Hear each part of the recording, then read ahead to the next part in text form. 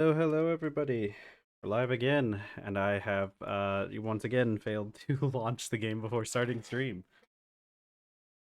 I had to I would have been more prepared, but when I went to go check on a couple of things that I need to make sure get done before stream starts, I noticed one of my cats was looking out the window where um where the birds normally are, longingly, because I hadn't fed the birds yet.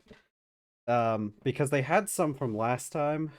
Okay, hold on. I got you guys know how it is. Start a stream. That's time for my little baby to come here and decide to get attention. Which is crazy because it's not like I haven't been in this room for the past like maybe 20 minutes.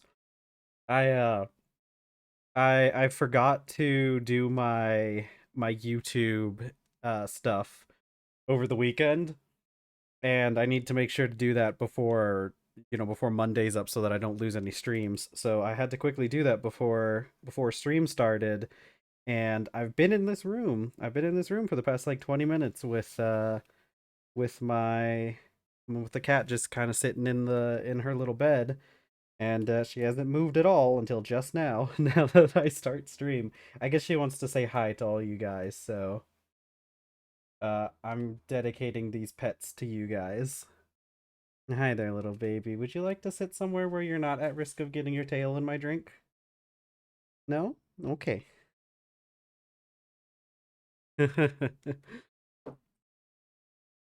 Okay. Now, see, the issue is I've mentioned before how a lot of times she ends up bumping into the mic when she's standing on my desk.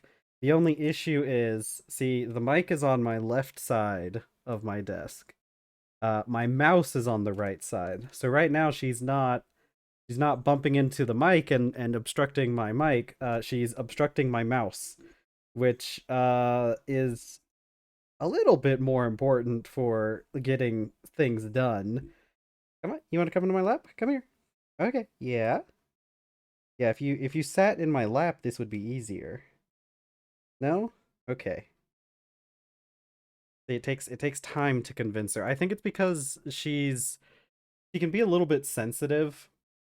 So I think that the amount that I move, even though I don't move like a huge amount, the amount that I move upsets her when I'm streaming. So she doesn't like actually sitting in my lap because I move too much. Yeah, now she's sitting with her front legs on my lap and her back legs on my table, and now she's back to harassing my drink. Move the drink out of the way. I don't want cat fur in my drink.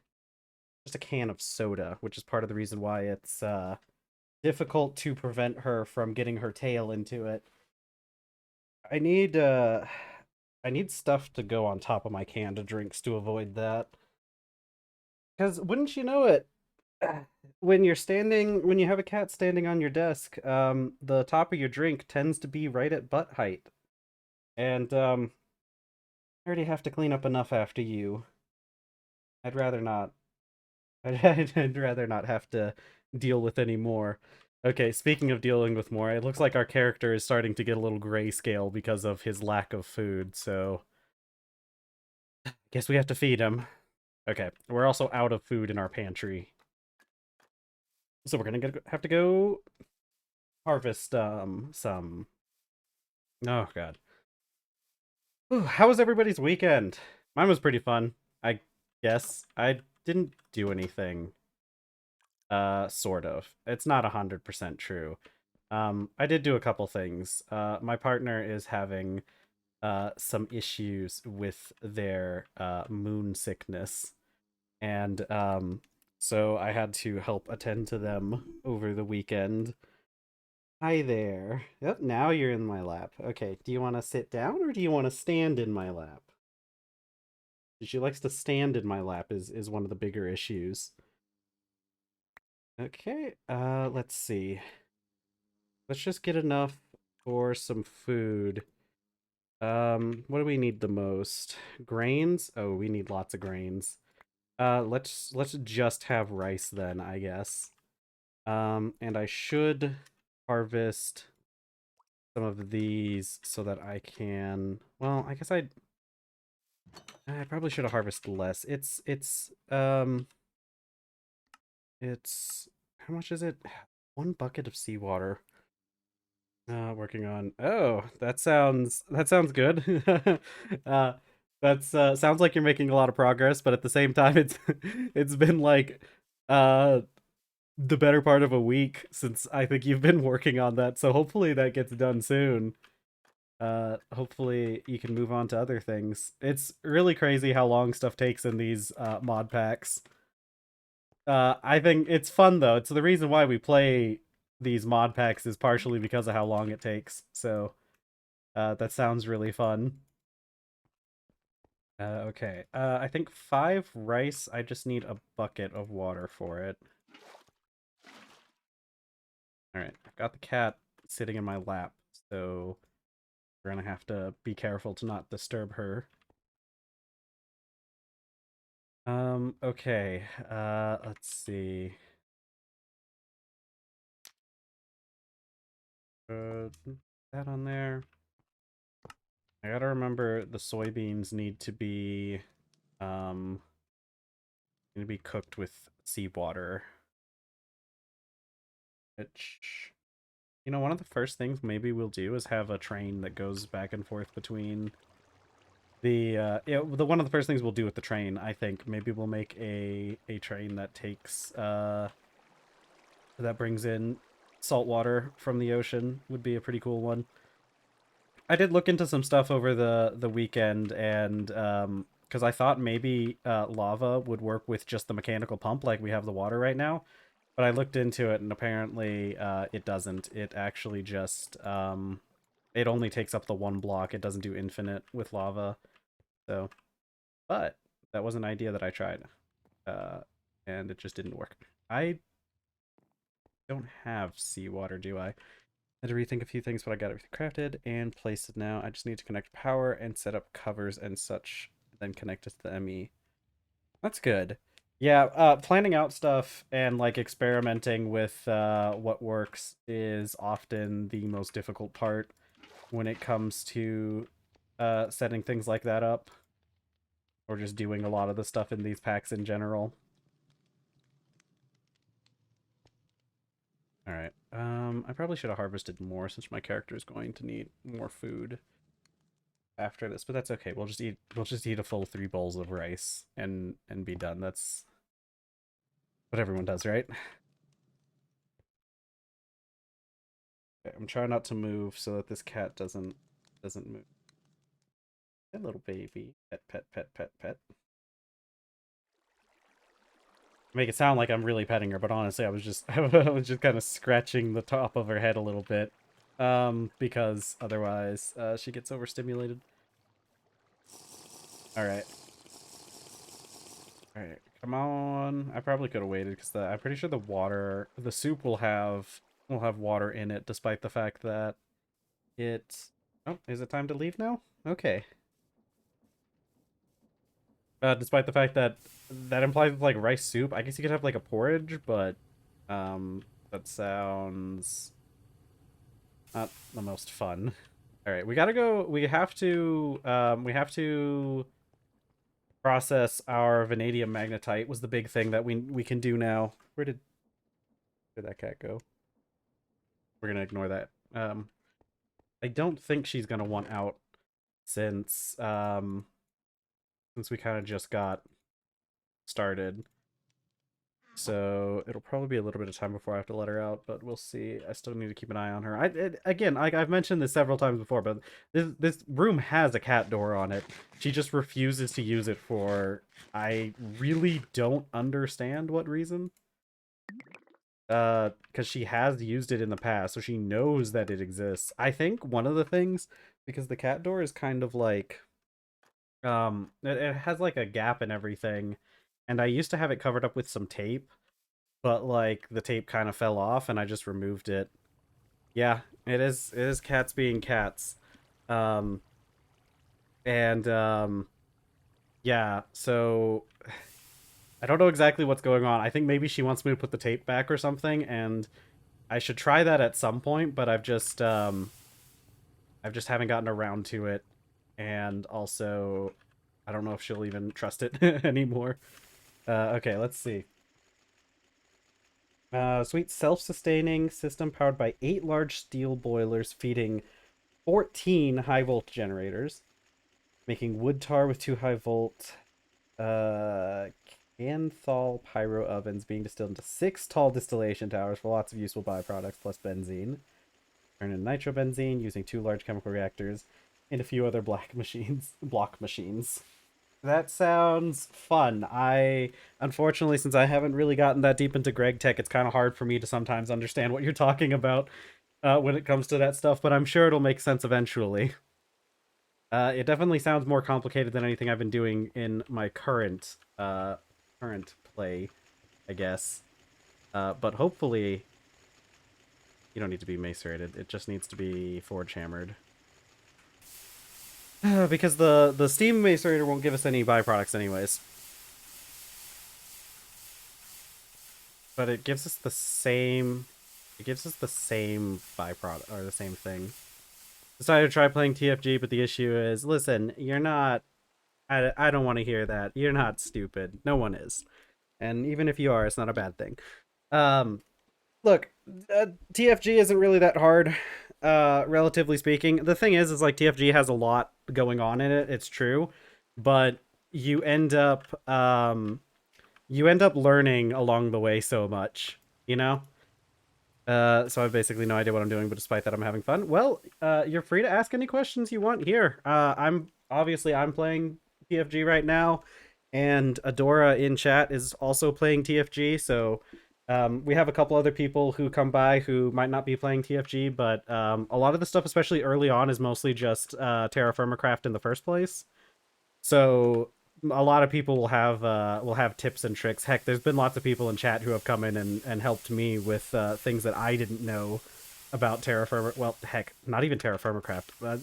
I'll tell you, one of the great things is people telling me that I can use these mechanical pumps on seemingly anything that has the fluid inventory. So like you can use these mechanical pumps on the latex stuff. Um, and I've also got this hand, like, low key is one of the coolest things that we've made. This and the blast furnace one. Low key some of the coolest stuff we've made, and chat had to tell me that I could do that because I didn't know that you could just hook mechanical pumps up to crucibles. Yeah, yeah, no, we're totally here to help you if you need it. Feel free to ask any questions about the game. I won't claim to be an expert on the entire mod pack since I've only I'm only on let's see. Uh I've gotten most of the primitive age done, but I only just barely broke into low voltage age, and this is the furthest I've gotten. So it's a learning process. We're learning together. You and me, we're together here in this. And if you ever need any help, I'm here for you. Very new to TFC and Greg Tech, so going pretty slow is new in front of him. I think it's a great change of pace.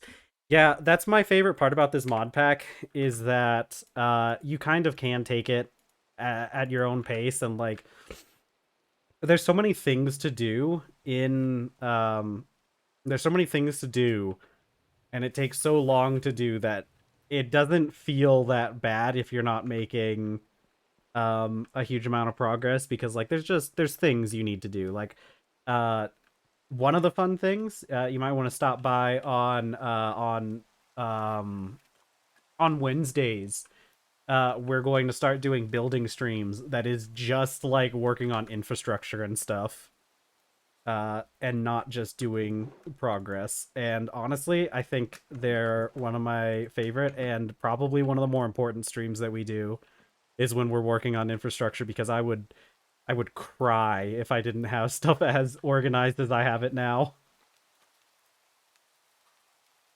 Yeah, I'm really new to GregTech, but I've played TerraFirmaCraft in the past, so a lot of the stuff with Greg Tech is all new to me, but I am fairly knowledgeable about the first parts of the game, which are mostly just TFC.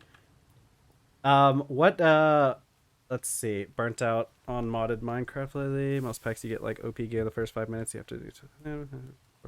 Yeah, no, I like both kinds of mod packs. One of the things, and this is something that we're not going to do for like we're not going to be doing anything like this for a long time. One of these days we're going to play all the mods 9 for a change of pace compared to TerrafirmaGreg. Um but we're probably going to spend a lot of time just playing mod packs similar to this. Yeah, no, true. Having a lot of patience is very important, and just I found that like another one of the big things with Terra Firma Greg is kind of just like thinking outside the box with some things. Like it's useful if you know quite a bit about like things like create, especially for the early parts, but being able to kind of think outside the box and come up with, because like one of the things you'll see, let me show you my create some of my create power system down here just to show you, because like here's the thing, in a lot of other mod packs, you're right, you do get like some of the early stuff, the powerful stuff early on, and I find that okay. All right, we got him. Uh, you get like some of the overpowered stuff early on, and you end up like not using half of the mechanics for create. So like I do crazy stuff. I've got belts going everywhere. Because it's cheaper to use belts to transfer power than it is to use shafts or cog wheels. So I've got like belts. You can see here, this is a power transfer. The power's coming like straight up, and then I use the large cog wheels to turn it to the side. We also did that over here, right? You can see I've got the outside part attached to a belt. We have a belt coming off of it that then goes into two large cog wheels, which then powers this belt. It requires a lot more creativity than being given access to everything within the first few minutes of a pack. Let's see. Howling Clave, not having much luck at the moment because everything south is just vast ocean. Yeah. We got lucky. I got, in this playthrough, I got really lucky and was able to find Howling Clay pretty early on. Or maybe not early on, but I found large amounts of it. But yeah, you just kind of have to go to the area where... you have to kind of just go to the area where it's likely to be found and look for those blood lilies is the main thing. Um, those blood lilies. Okay, we got our centrifuge, so now we're going to be able to separate this out. We're going to get some magnetite dust. Oh my god, look at that. It's free. It's free. Free real estate. Super basic stuff, that's about it, and hopefully TFG helps me with that. Oh, I missed the top one. Low create, but my brain is small, so create hard for Mr. Small Brain. Look, you'll learn it. We'll be here to help you if you need any help. But you'll learn it. I have faith in you. Just it'll make sense. There'll be a moment where it'll click and you'll understand all of it. We're actually, for us, we're living on an island, and south of us is a giant continent. The anvil. Let me know if you need any help with that stuff. I think I'm pretty good with the anvil. Personally, I think I've gotten the mini game down pretty well. So if you ever need help with the anvil, or maybe I'll do some forging. I can do some forging to show you some stuff at some point, because I do need a couple more tools to make. But yeah, getting that clay is going to be getting the clay is going to be one of the biggest accomplishments at the start of the game. You're gonna feel so satisfied once you get that clay and once you get that crucible. Let me tell you, having that crucible makes metalworking so much more enjoyable. it's so much easier than having to work out of vessels. Yeah. Yeah, no, the Anvil minigame, once you get it's another one of those things, like, a lot of this mod pack, acts in very much the same way. Um, there's a lot of, um, ooh, good job. There's a lot of systems in this mod pack that will, there's a lot of systems in the mod pack that seem really difficult at first, and then once you get the hang of it, you'll be a master in it. We are burning far too much steam. What is going on here? I think... Ooh, okay. I think I know what's going on here. This is taking up too much steam. The pipes probably can't transfer it fast enough, can they? Yeah, I think... Yeah, okay. Alright, I think the pipes can't transfer steam to this machine fast enough. Is there a... Does it tell me... it doesn't tell me how much steam it uses up, because the boiler is outputting a decent amount, but it, like, there's more in the pipes, it's just not... Hmm. I think it's a pipe issue. Uh, let's see. We could probably upgrade to steel pipes at this point.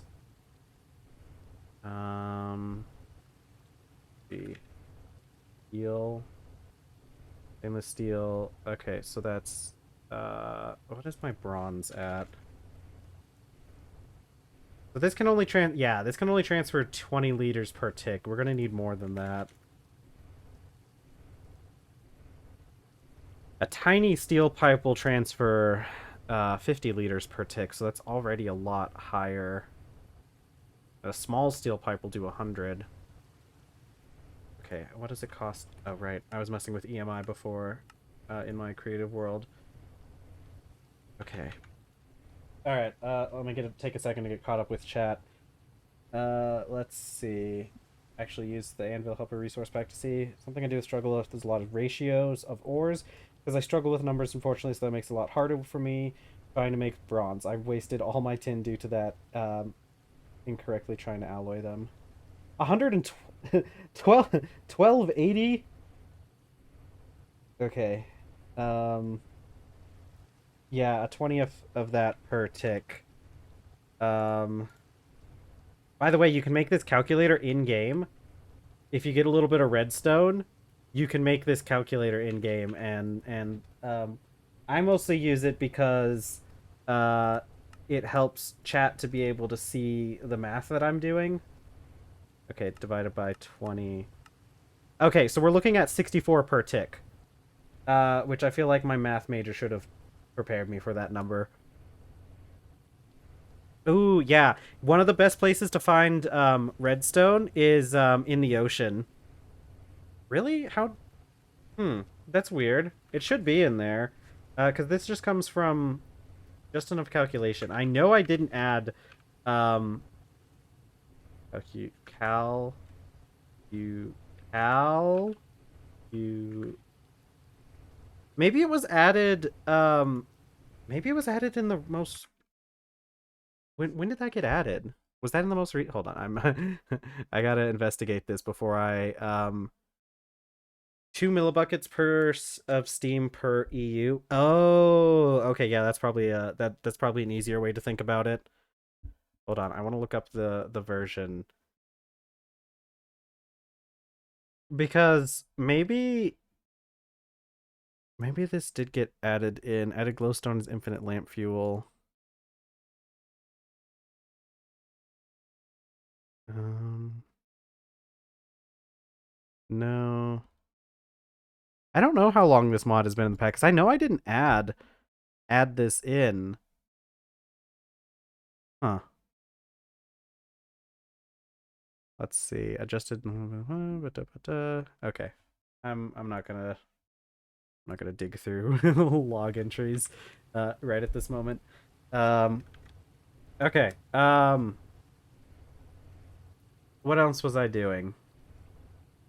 Oh, pipes. I could make um I can make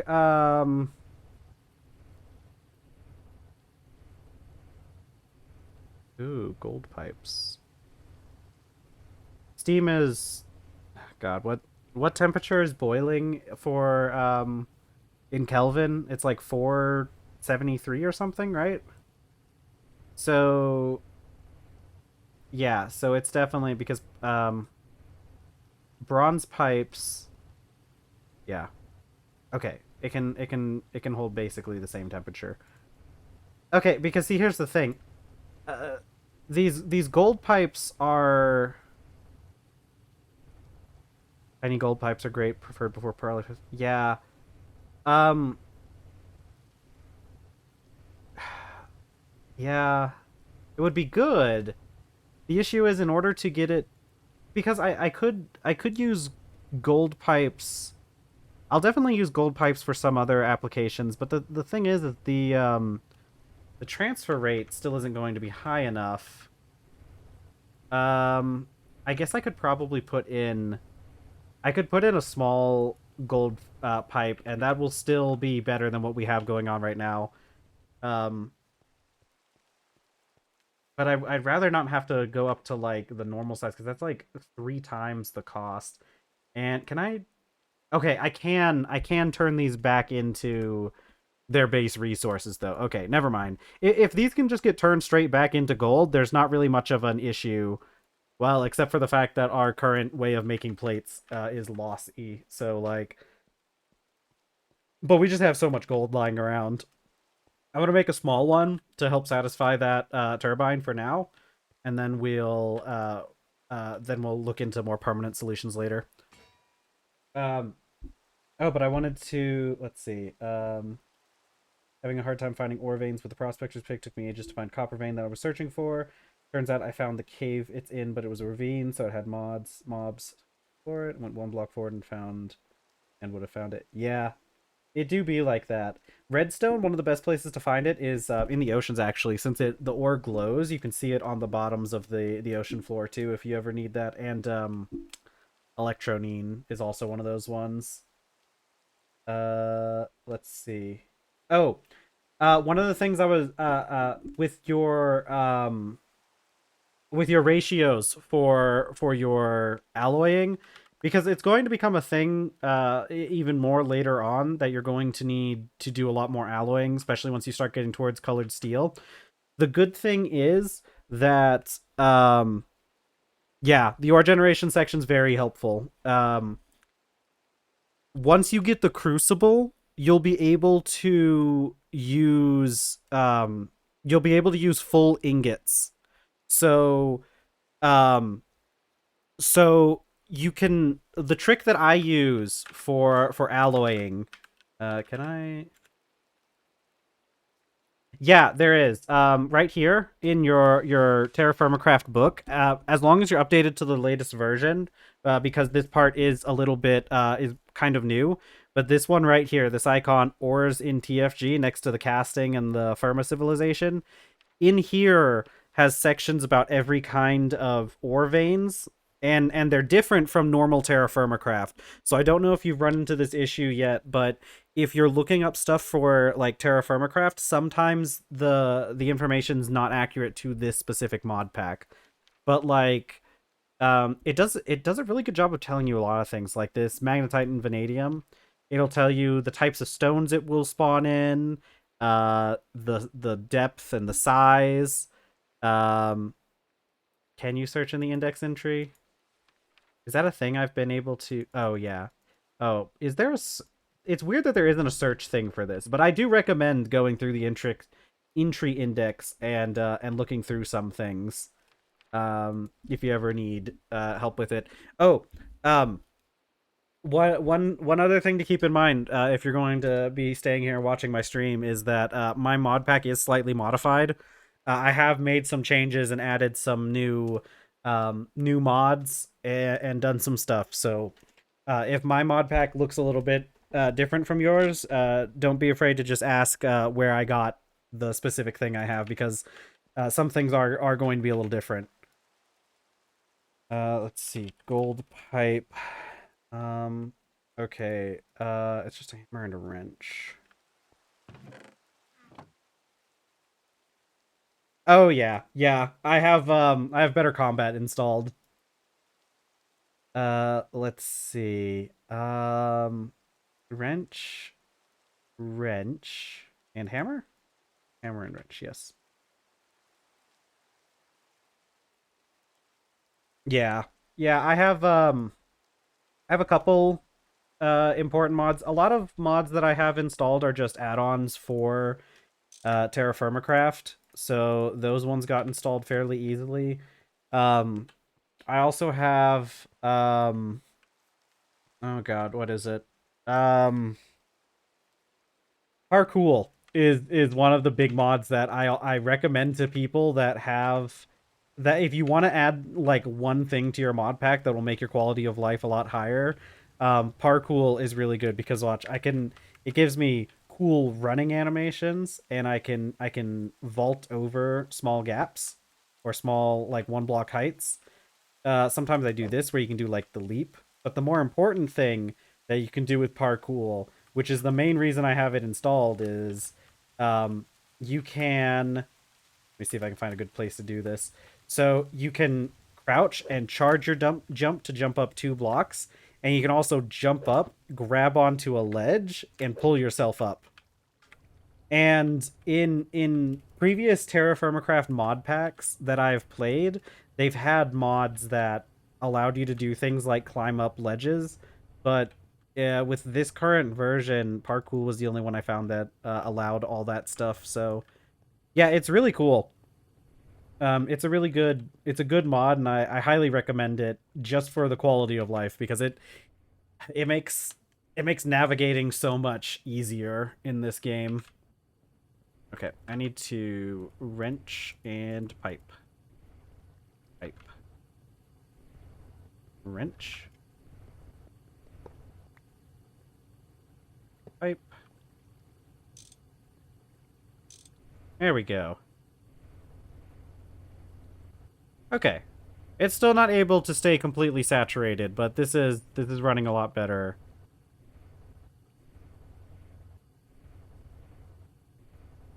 Okay. Actually, how much does this steam boiler even put off? Would steam... Oh, this thing only puts out 30 liters per tick. So we'll need more steam boilers if we want to do more. Okay. I think it's time though. I think that with everything that we know now about lava and how it works in this mod pack, I think the bender is the next on the table. Okay? Because rushing a large bronze boiler would be a good idea. But I think bender or assembler. Will I drive myself insane by trying to do this? Okay, but here's the thing. The bender gives us better plate recipes. I don't have to have the I don't have to gamble anymore if I get the bender. The only thing the assembler is doing for me is saving me a little bit off my like sanity meter.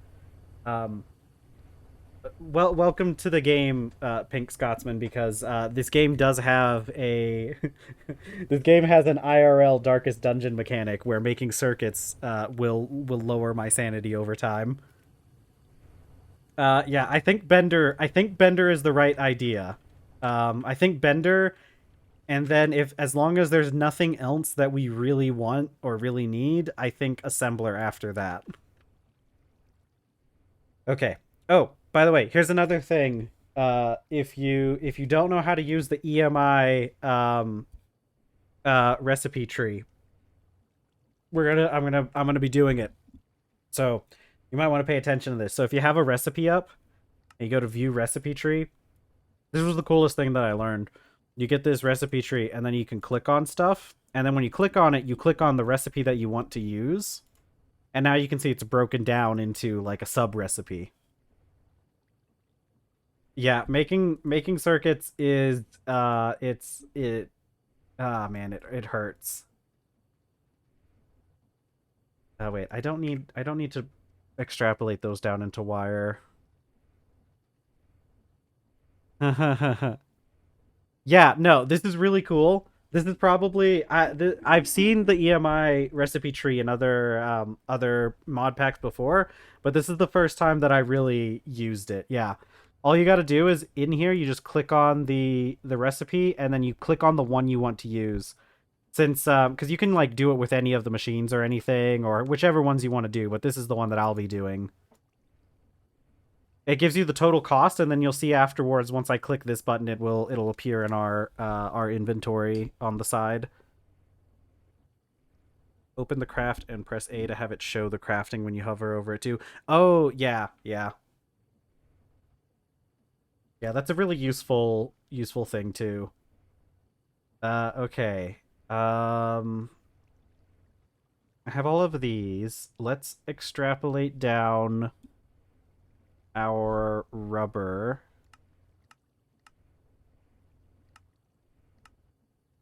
Okay. I don't think I really have much.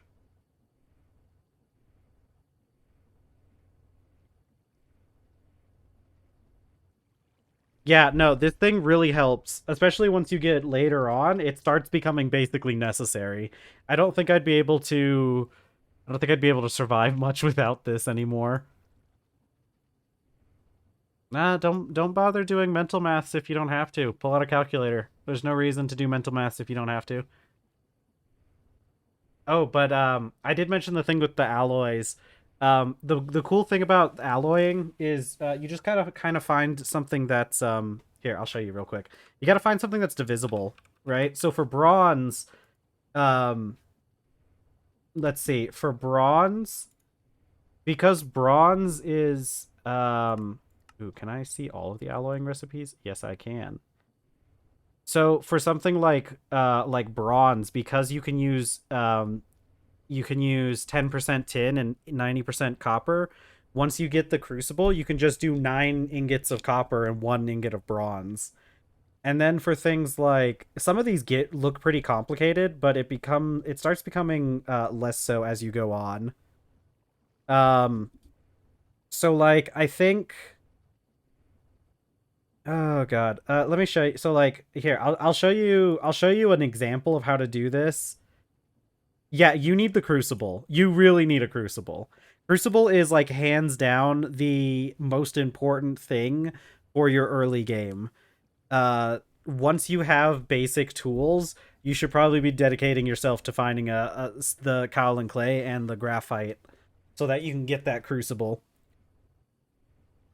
Graphite's going to be a little bit more difficult to find. Have you found graphite? Do you know how to find it? Because it can be a little bit difficult. They did add some stuff to the mod pack recently that makes finding it a little bit easier though. So hopefully it won't be too difficult. But graphite's one of those big things. Okay, you found small piles of graphite. Okay, make sure if you haven't already, make sure you keep kind of a mental note of where that stuff is. Um, okay, so graphite. If you found small piles of graphite, that means there's probably some graphite underneath that spot where you found it. Ooh, that's really lucky, actually. Yeah, that's super lucky. Yeah, yeah. There should be graphite under that spot where you found the small piles. Let me show you something because I have a silver mine over here that's a really good example of how to just drill down to resources. Um there's a lot more grass here than I last remember. So this over here, this is one of the best. This is a really easy way to get to resources, right? Because the way that the cave-in mechanics work, yeah. So the way that the cave-in mechanics work is if the block, um, if the top of the block is clear, it's not going to cause a cave-in, right? So like you can drill down as long as you're digging the block that's on top first, it won't cause a cave-in. So you can go down in a 1x2 hole like this. Just make sure to bring enough ladders to get out of it. And then once you get down here, I just give it a second. It's pretty far down here, and hopefully there's no creepers or anything waiting for me. Okay. Um, once you get down here, what I like to do is here. I can show you. So you can take the risk and cut out this section here, because if you're drilling down a 1x2 hole, you need a little bit of extra space. So you need to get a 3x1 space. So you can either take the risk and dig out. All you really have to do is dig out this first block, and then the other two won't cause a cave in. So you really only have to get lucky, and not cause a cave in on the first block that you touch, which should be fine. Or you can drill out the third column as well, so that you don't have to worry about it. Once you get down to this level, do I have? Yeah, I have supports on me. Once you get down to this level, what you can do is you can build up. You can build up your supports. And then once you have a horizontal support section, you can take out the sides and then get the rest of the supports in. So let me show you real quick. Since you said you're not very familiar with TerrafirmaGreg, let me show you a little bit about how these supports work. Let's see. I did that, but with a mining hammer, but didn't go on top of the first vein, so I had to make... Yeah, I keep forgetting. I honestly keep forgetting about mining hammers being a thing. um, so let me show you how supports work. Okay, it's really easy. Once you get the hang of it, supports for cave-ins, it's all about the horizontal supports. The vertical ones don't matter that much. Okay, so the vertical beams, vertical columns don't really matter much for preventing cave-ins. It's these horizontal supports that are going to prevent stuff from caving in. And the way that it works is the horizontal support, it supports the block above, in the same row and below. So it supports one above and one below. Okay? So with these supports here, I can mine out these blocks that are on top, these blocks here, and I could also mine out these as well, and keep them being supported. Now the thing is you always want to start at the top, because like I said, it's not going to cause a cave-in if there's nothing like on top of it. So you start at the top and work your way down so that you have a less of a likelihood of causing a collapse. Now, the other thing to keep in mind is that a horizontal support beam will support up to 4 blocks away as well. So that's why what I always do is I put down my supports, I count out 1, 2, 3, 4, and this is the area that I can safely mine without causing a cave-in. And then if I want to, I'm not going to mine this ore because it's actually like hazardous and will hurt me if I mine it. Yeah, the 3x3 mining hammers works really well. But once you get it like this, now see, like this section, I can't mine any further down in this direction without adding some more supports. So if I want to mine this area, I'll go in and add the rest of the supports so that I can continue mining. But yeah, once you get those like basic principles of how the support beams work, it becomes it makes a lot more sense and becomes a lot easier to not cause cave-ins.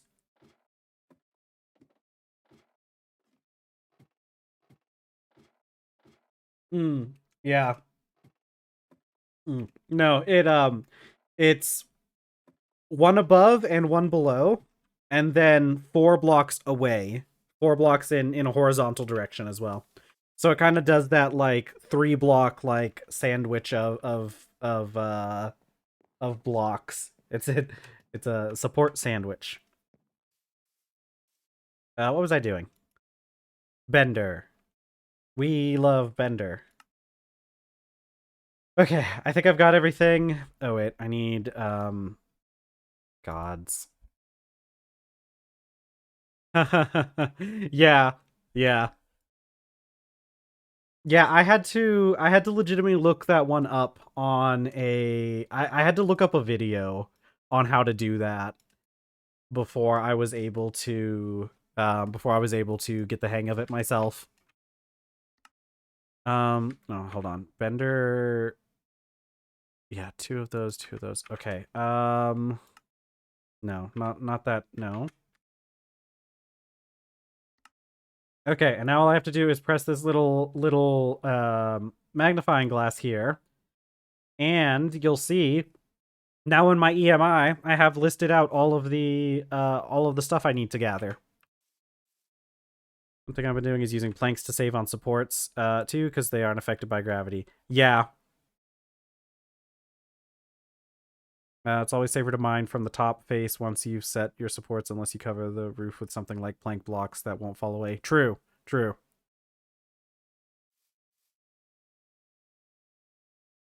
Yeah, it does. Isn't that cool? It shows all the stuff everything that I need. The only place where it gets a little bit confused is when it's things that don't get consumed in recipes, like this wrench and the plate mold. But other than that, it works great. Speaking of, I need more rubber. I need to just God, you know what I probably need to do at some point once we get it going, I think we should probably set up the create tree farm to just feed straight into an extractor because I need so much rubber pulp. Yeah, the Kapoke tree farm is getting a little ooh, it's this was the issue I was worried about with using Kapoke, but I think I have ways to solve this. Oh god, oh my god. You know what? I think I'm gonna turn this tree farm off actually. For a little bit. I don't know if we need this many at this time. Okay. This is gonna hurt everyone, but hold on, let me turn this off. Ugh. Okay, it broke a few things, but we're fine. That has the Kapoke near. Yeah, you'll probably find Kapoke trees. You'll probably find them long before you find Kyle and Clay. So you shouldn't have to worry about that too much. Just make sure you grab some. Yeah. Yeah, because you can grow them wherever you want. You just need to make sure you find those first initial ones.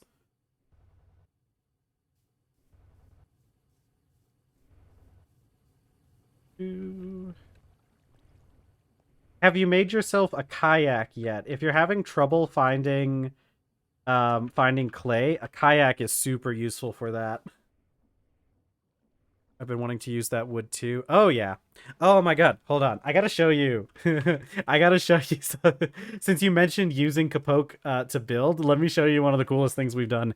We did this for Valentine's Day. Oh no. Got papyrus and sugarcane? Yeah. Though they did add ways to make paper using wood in one of the recent updates. So papyrus is a lot less important than it was in the past, but it's still easier than dealing with the wood stuff. So we need to go check in on our guys over here. Hey, look at the. Hopefully they're still here. Yeah, here they are. Here, let me light the candles back up for you guys. Look at we got Poppy and Hoppy. They're here in their little date area for we made this for Valentine's Day. We spent like the whole stream making this. It's cute, isn't it? I'm really proud of it. I really like the way, isn't it? I really like the heart design on the ceiling and the floor. And it took a while to make this, but this is I'm really happy with the way it turned out. Let me up. Yeah, isn't this so cute? And they've got the little they got a little view of the little water over there. It's such a cute little spot. Ooh, rosewood. I love rosewood as well. I use rosewood for quite a few things.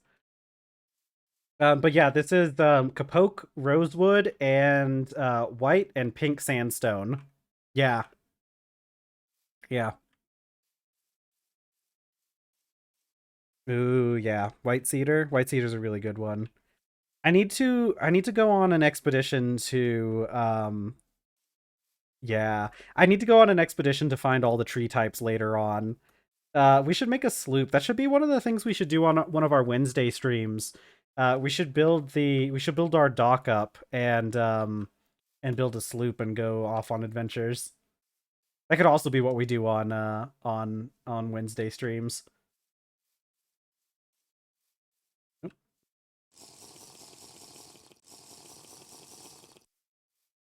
I need bladders in order to repair this.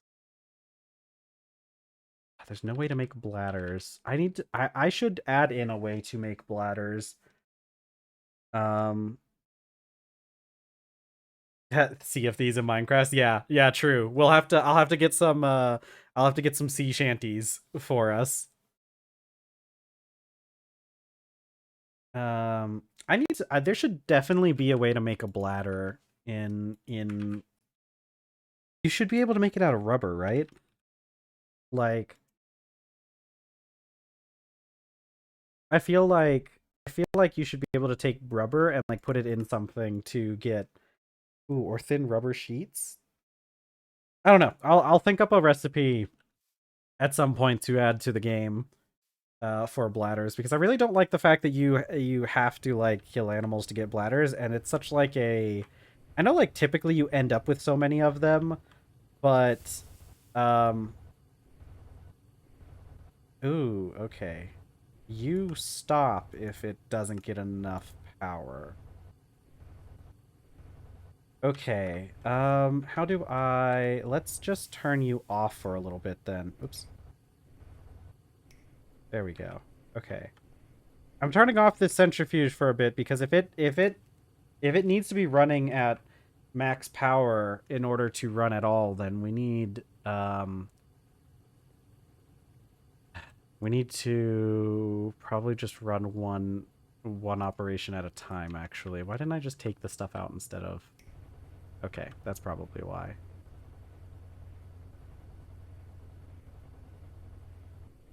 Okay. So this is going to be a little bit more complicated than we had first anticipated, but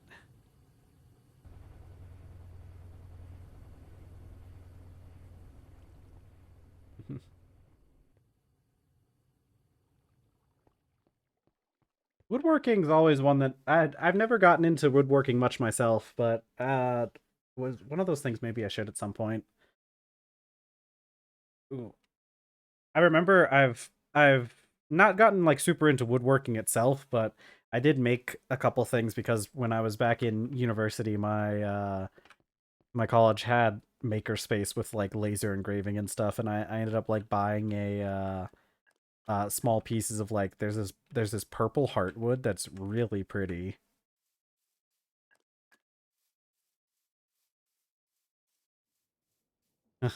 I think most of the trees in here in that are in this game are real. I don't know if you're going to have them look exactly the same way, but they should be they should be real trees at the very least. Okay, this thing I need. I guess the issue with the electricity right now is I just can't. I kind of need that large boiler. I need to stop getting distracted though because I need to make a bender. That's what we need the most right now.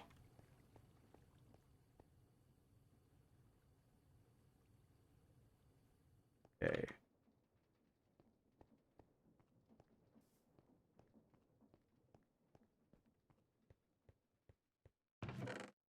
Let's see.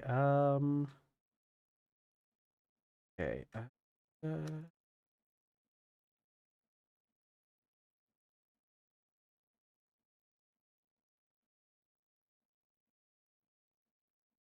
Bronze tube in there. Oh, gods. We need to work on several things. I don't think I need any iron plates right now. Let's go put up this wrought iron that I have. Yeah, wrought iron. We're gonna have to make some more red steel soon too. We're actually almost out of it. Actually, ooh, okay. If we don't hit the if we don't get the percentage, if we don't get lucky, then we might have to make some more red steel now. Okay, we didn't get lucky. Maybe. There's a chance we have enough piles of dust to make a new one, to make another one. Made a few things I kind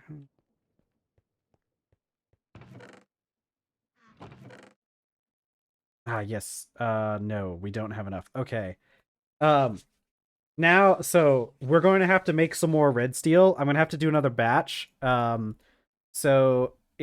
is one of those things if you're having trouble with alloying, we're about to do some serious alloying here in a second. So this will be a good a good learning experience, even if it's annoying for me. Okay, red steel. Red steel? Okay, what we need is yeah, liquid red steel. Let's see. I finish my dinner, gotta go after that Cal and Clay. Yeah. Let's see. So we need red steel. Do I have black steel on me? We have a single black steel, so we're gonna have to make some black steel. Is the fire clay molds infinite use or just a lower chance to break? If you're talking about the molds that you make out of fire clay, they are just a lower chance to break. Actually, what you probably want to do, so I would just use the normal molds until you can get something like this set up, because I'm pretty sure this setup like bypasses the durability check for ingot molds or just molds in general. So once you have something like this set up, the molds, I haven't had a single ingot mold break on this. So all you have to do is you have the TFC casting with channels. You have the mold table, and you just pour the liquid metal onto into the table. Fire clay molds can break. I actually got extremely unlucky when I had fire molds in another playthrough I was doing, because I made one and that thing broke after like 4 or 5 times. So they definitely can break. Um, but it's supposed to be a pretty low chance. I personally I wouldn't waste the fire clay on molds, because since they can break, and also like you need to use the actual fire clay to make it, um and and it can be kind of hard to get that stuff. I mean, it's annoying to get that stuff since you have to have the kaolin clay. But yeah, you don't technically need the you don't technically need create for this. TFC casting with channels works just as well, because you can make 4 of these casting channels, and let's see. Simply connect the mold tables to the crucible using the channels and right click on the channel. Yeah. So you don't actually need the create you actually don't need this whole create apparatus in order to use casting channels. Honestly, if I had known casting channels were as good as they are, I would have set up something with just normal casting channel a long time ago. Oh yeah, yeah. No, that's fair and valid. Have I even done that quest yet? No, I haven't. I should.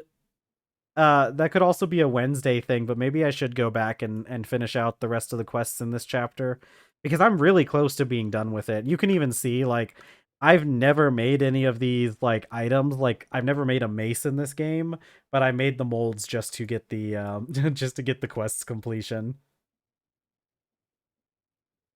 Okay, I need red steel. Here's the issue with red steel. Um, Here's the issue with red steel. This doesn't divide very evenly, right? One of the things you have to keep in mind with alloying, and I've almost messed it up a couple times myself, but you have to have everything be within the percentages. So watch this. I know this just from experience. Is why I remember this ratio. But you see, we need a 50% black steel, 20% steel, 10% rose gold. See, this one doesn't add up. Let me make a batch of black steel first. Because I do need black steel. Um um wait. Yeah, liquid black steel. Where? I guess just black steel. Black steel.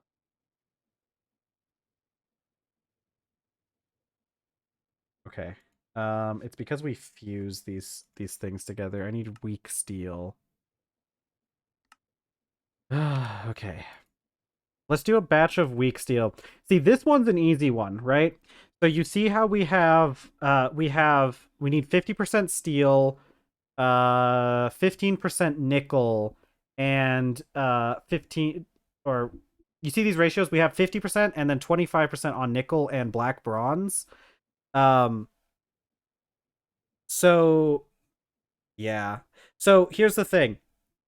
Since you can see how we have a 50-25-25, that means that we can make anyone that's like divisible by 4 has up to 60% and doesn't add up at all for anything with that 65%. Yeah, that's an issue you can run into. The percentages are there to give you kind of some wiggle room, but you do have to always keep in mind that you still need to reach 100% or else it's not going to work out the way you wanted it to. But see, since we have 50, 25, and 25, as long as I can do a number that's divisible by 4, I can do a set of this. So let's do 16. Yeah, let's do a full 16. So I would need 8 steel, 4 nickel, and 4 black bronze. Okay. 4 black bronze. Okay, 4 black bronze, 4 nickel. 4.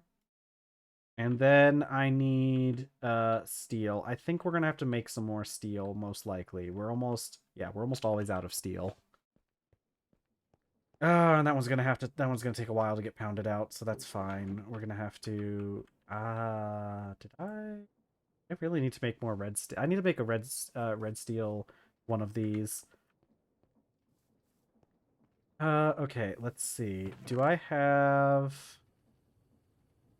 Yeah, we're just gonna have to make more steel. Yeah, bloomery. Bloomery is super important. Good to get. It's a good thing to get going early on. Bloomery is yeah, you'll end up using it a lot. You shouldn't need clay for the bloomery. This one's the bloomery that makes raw iron. This one's the blast furnace that makes steel, and you need a crucible for the blast furnace. Okay. Steel. I need Heck, I'm out of... Okay, I'm out of iron, which means I do actually need this vanadium stuff to be turned into iron. How much do I need? I need at least 12 ingots of iron. 12 times 144. So we need this many millibuckets of iron.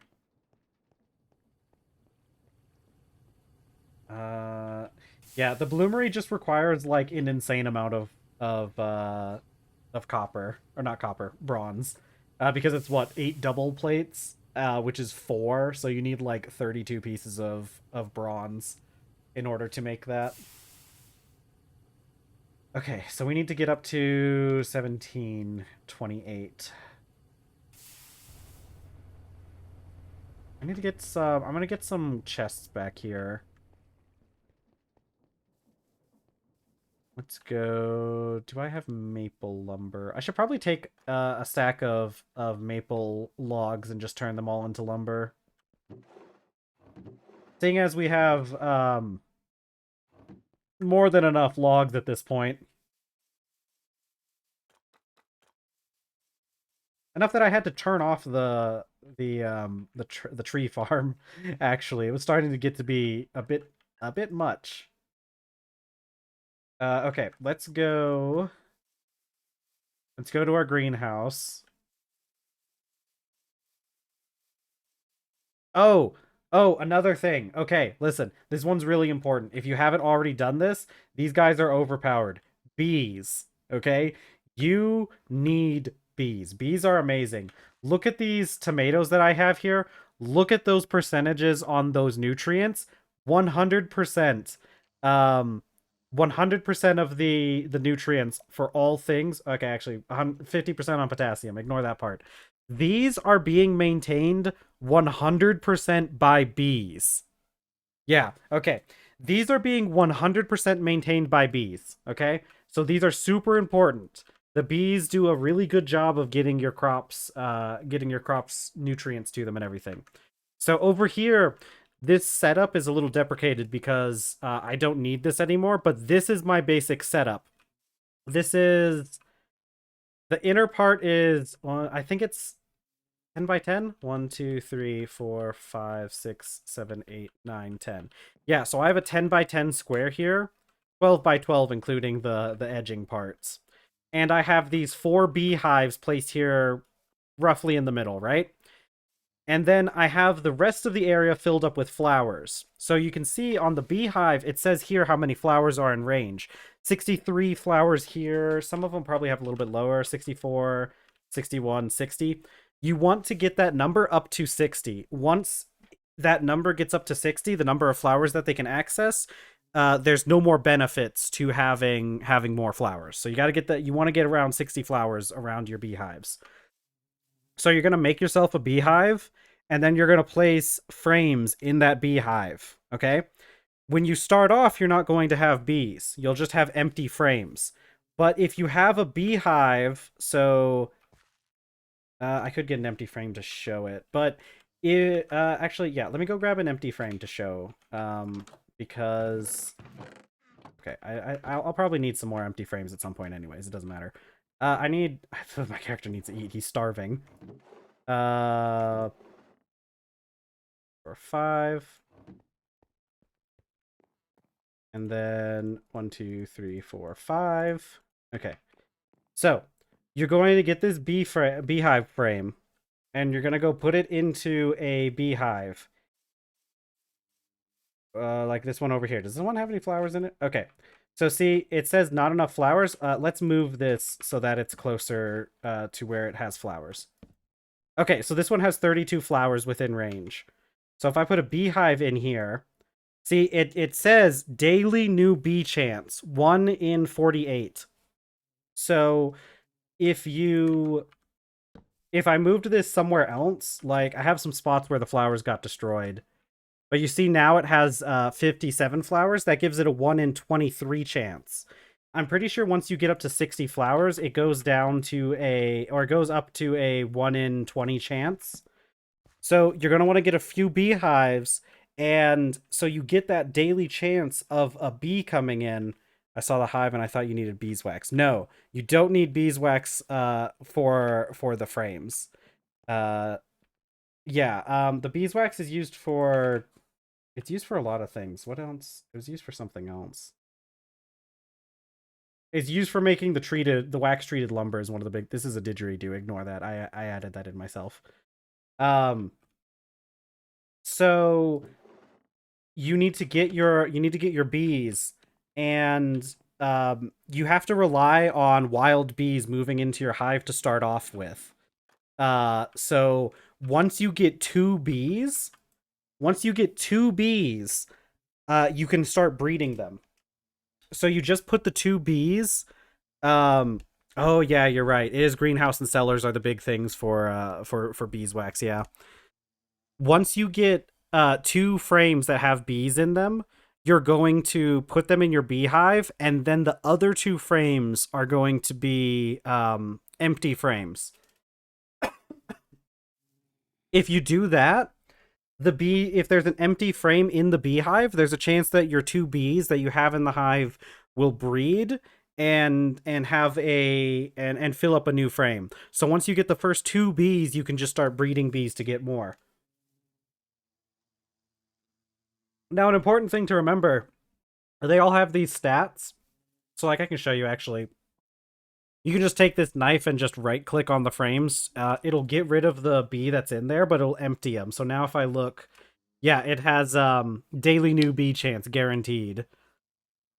And I've bred my bees to all have crop affinity 10. That's the main thing that you're going to want to go for. It kind of depends on what biome you're in, but the rest of the stats don't really matter that much. If you're in a cold biome, hardiness is a really good one to get.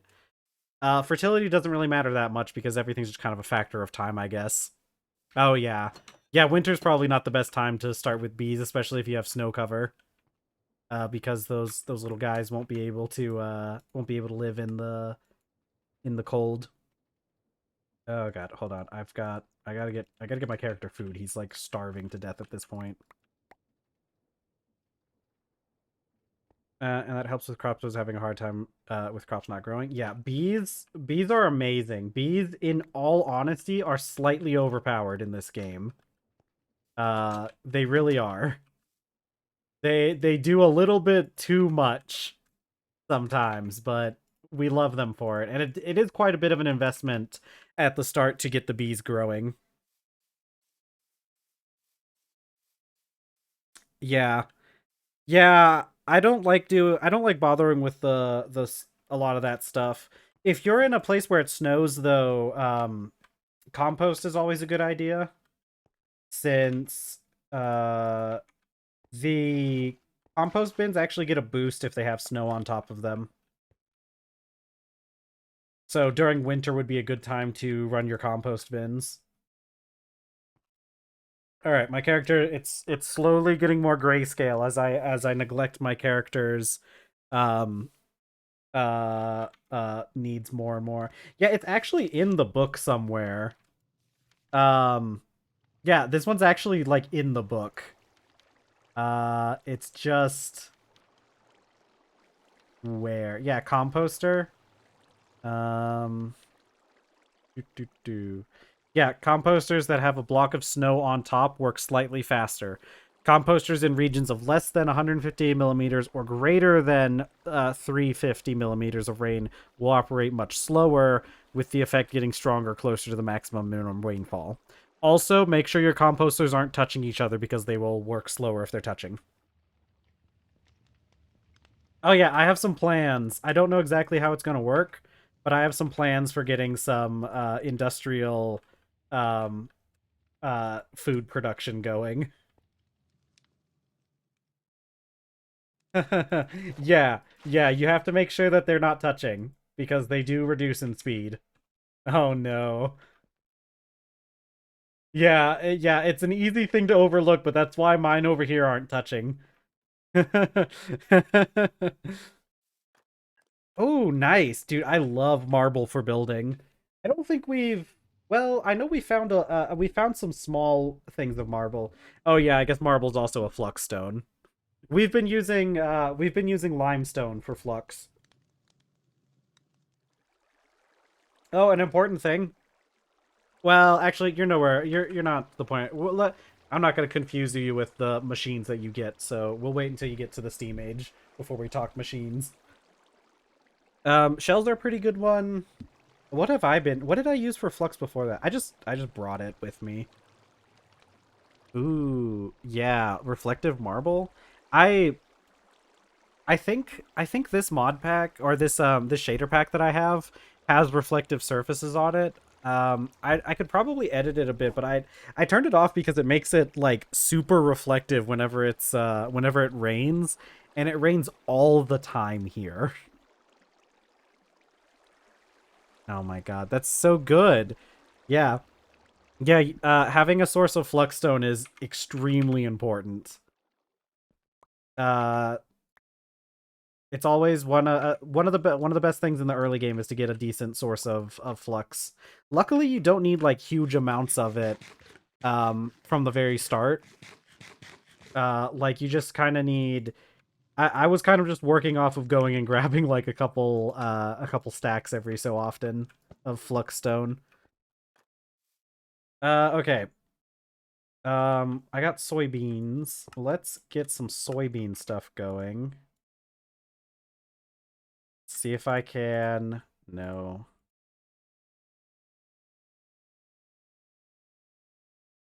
My God. Okay, come on. There we go. Okay. I need seawater actually. I'm completely out, aren't I? Um we've got lots of aged whiskey. If anybody wants some aged whiskey, I guess. I'm pretty sure I just let the rest of the flour rot though, didn't I? Yeah. Okay. Um all right, I need to go out and get some you know what I could do? I have an idea. I have an idea. This will be fun. I can take some of the leather I have. Leather. I never made those chests I was talking about. Animals. Where did I put all the Oh, I guess I haven't made that stuff into pineapple leather yet, have I? I know I have some lying around somewhere, but um oh, if you don't know about it already, you should probably try and find some pineapples. You can do this while you're looking for you can do it while you're looking for your cowl and clay because they do tend to spawn close to each other. Pineapples are pretty good. You might not be able to use them a whole lot if you're in a colder biome, but let me go find my loom. Oh yeah, you read the thing about using them for leather? They're super useful for it. It's so much easier than having to rely on animals for leather. I'm pretty sure there's more leather in this building that I'm in actually.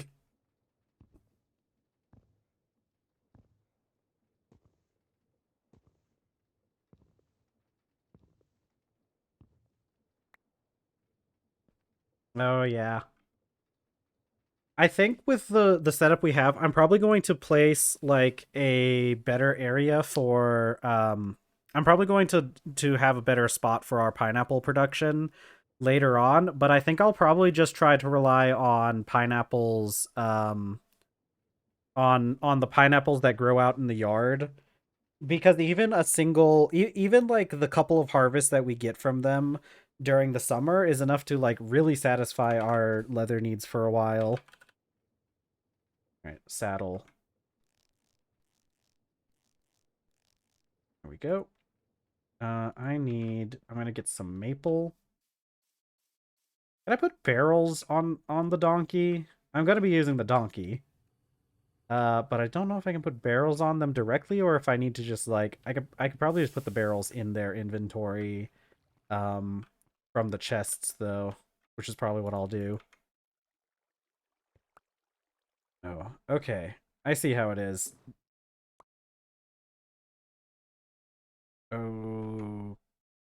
Okay. Um saw. Oh wait, no, I know what I need to do. Um, where's my saw? Uh, one of these situations where I got a bunch of crap in my inventory yet again. That is a filter. Um, did I? Can I? Yeah, no, I do have to click it with the item. All right, now I should be able to make the rest. There we go. Yippee! Now we have lumber. Okay, I'm gonna leave that there for a bit. Actually, I'm just gonna put some logs over there. Okay. Let's put up some of this stuff. Let's make some chests.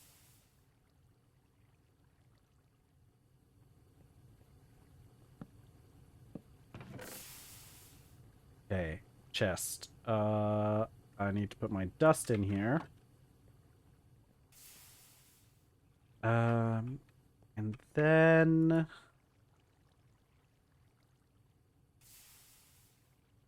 okay, I'm gonna see what happens if I grab a barrel. I don't think I can put the barrels directly on the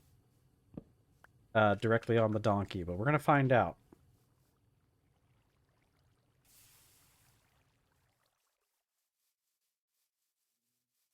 Okay. Go back out to the pasture, visit the animals that I consistently ignore now that they're max happiness and I really don't have a use for their wool. We still have a calf that's growing up. Look at him. Her? Look at her. So cute. All right, donkey. Can I put a barrel on you? I can put a barrel on him. But, how does this work? Can I just... Oh. It would probably still be better to, like, put the, put a chest on him, though, right? Okay. Can you jump over this fence? Yes. Alright. Off we go. I'm gonna go grab... I am gonna put chests on him, though. I think it would probably just be a lot easier for me to just... Like, as cool as it is that I can put barrels directly on the donkey, I'm pretty sure it's still beneficial. Don't wander off. For us to use the chests. Because now I can just put barrels in his inventory. Actually, do I want maple? Maybe I want the maybe I do want maple actually. I do like maple. It looks nice. All right, hey, look, buddy. Don't wander off too far, okay? Let's go. I need to get a horse at some point, like a proper horse.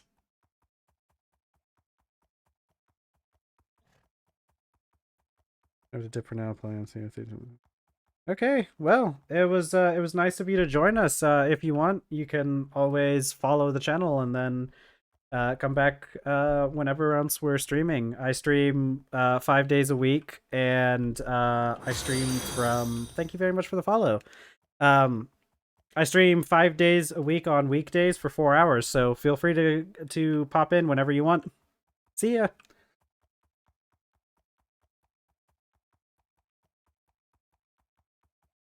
Oh man, that's exciting. We got we got our follower for the week out of the way early. That means maybe we'll get 2 followers this week. Yeah, have fun. Good luck with your piracy, I guess.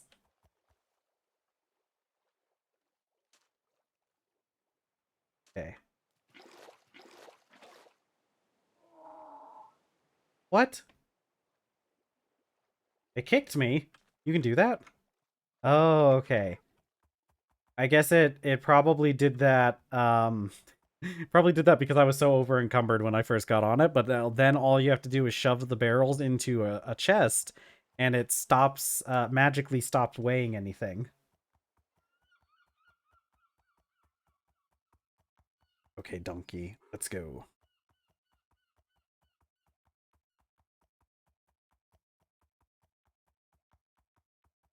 Oh man, that's exciting. Oh man. We're up to 12 followers now. That means that means man, I'm hoping chat 13 followers this week, right? We got a follower within the first like hour and a half of streaming this week. That means that all we have to do, like, we should get another one this week, right? Yeah. Exactly. Lucky number. Lucky number 13. Let's go. Oh my god, I forgot. I can ride the donkey and place barrels, can't I? Oh my god. Oh my god. Oh, okay, but I can't hold the barrel in my inventory and move the donkey at the same time. Donkey, are you okay? All right. Well, all right. Come on, donkey.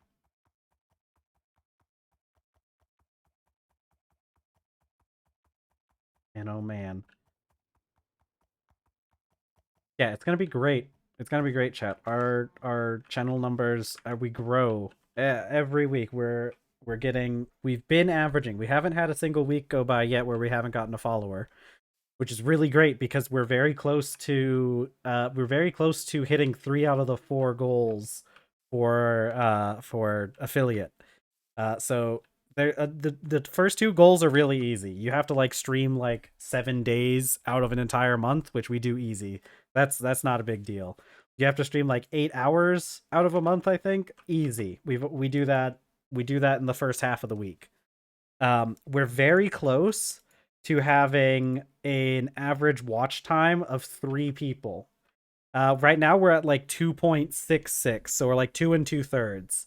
So we're very close to the average watch time of 3 people, and then we just need 50 followers. And I'll be able to start making money, which means I won't have to stop doing this at some point. Because as much as I'm in a privileged position to be able to do this like this right now, if we don't start pulling in money eventually, that'll start to catch up to me. So we do need to get that done sometime. Okay, time for soybeans.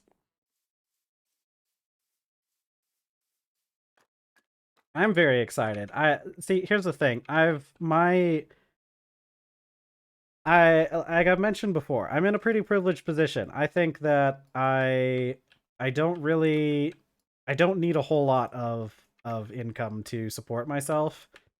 I'm really lucky in that my partner, bless their heart, does a lot of the supporting.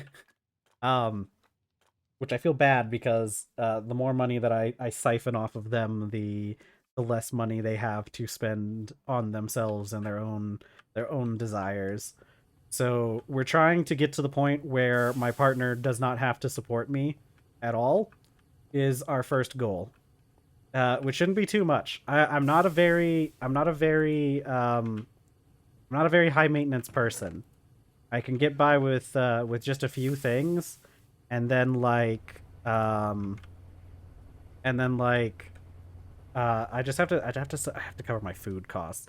Luckily, luckily I spend most of my time at home. Well, I guess all my time. But luckily I'm competent enough at cooking that I'm able to keep our food costs kind of low. So that's good. But like, we're going to need uh we're going to need I want to start covering some more bills, you know? I want I want to cover a few bills like the internet bill. Ah, that would be a big one. I feel like I definitely we're paying a little bit more for the higher tiers of internet, and unfortunately most of the justification for that is partially my streaming. So it'd be fun to get enough in order to cover that. Um, let's do another one so I can have a full 18. That'll be 2 batches in the crucible. But then okay, you see, we get enough going so that I can sustain myself, and then we can start putting stuff back into the we can start putting stuff back into the stream. I have a list of things that I would like to purchase, upgrades for the computer a little bit. Luckily, my computer parts themselves, the computer itself is good. I had some extra money a while back, a couple years back, and I spent that extra money um to invest in my computer, and all the parts for the computer are doing good. It's just the peripherals that I need to get updated because they're getting kind of old, and they're also not the best setup for for doing stuff like this. So I'd like to get. I want to get a new mouse. I want to get some new headphones. And that's actually kind of it. I could have sworn there was another thing in there that I wanted to get a new. Get new, but I don't remember what it was. Probably unimportant. But then we can start investing into. We can start investing back into the stream, and then the stream gets better, and then we make more money. Ooh. And then eventually I can eventually I can move. Not have to not have to live in this country anymore. But those are far-ranging goals. I think I'm getting my partner hooked on the idea of moving to Sweden though. Uh my partner really likes looking at they really like looking at like home stuff anyways. They are constantly looking at like different places and uh like houses that are for sale, mostly because like I've mentioned that they play The Sims, and they look at a lot of those things as a way of like getting ideas for things to do in The Sims. And recently I saw them looking up houses in Sweden.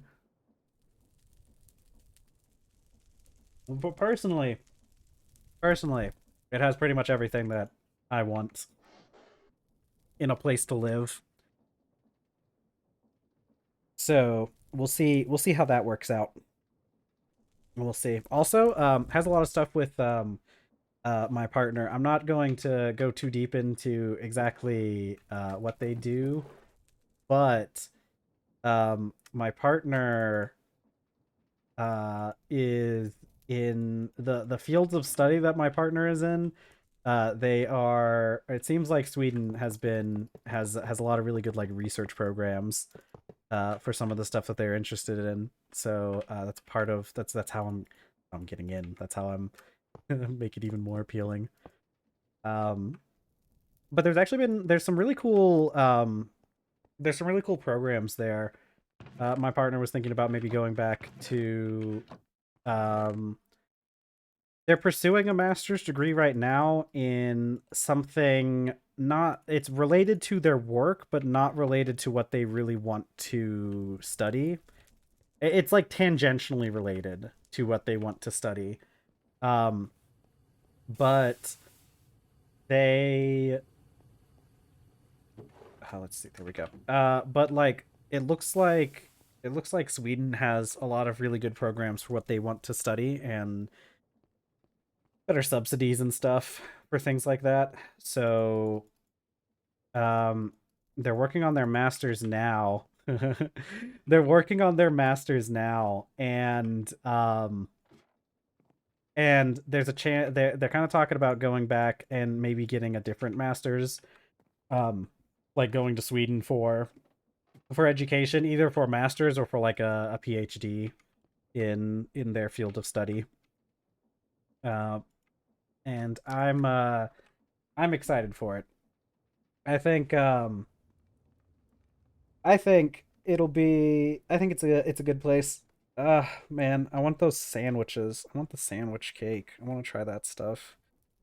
I was told about the sandwich cake, and now it's all I can think about. It sounds so good. It sounds exactly like something I would like. I love sandwiches. Low key, and it's been such a shame because I just cannot like I can't get good deli meat anymore. Either you get like deli meat that's extremely questionable, or you have to pay like an arm and a leg for the good stuff. So it's not like really viable, especially considering how quickly deli meat goes bad and everything. But I love sandwiches. God, just give me a little bit of like, um, just anything. Give me a little bit of like some turkey with a little bit of mayo and a small amount, some pepper, a little pinch of salt, some cheese and some pickles. God, I love pickles. Oh man, I'm getting hungry again.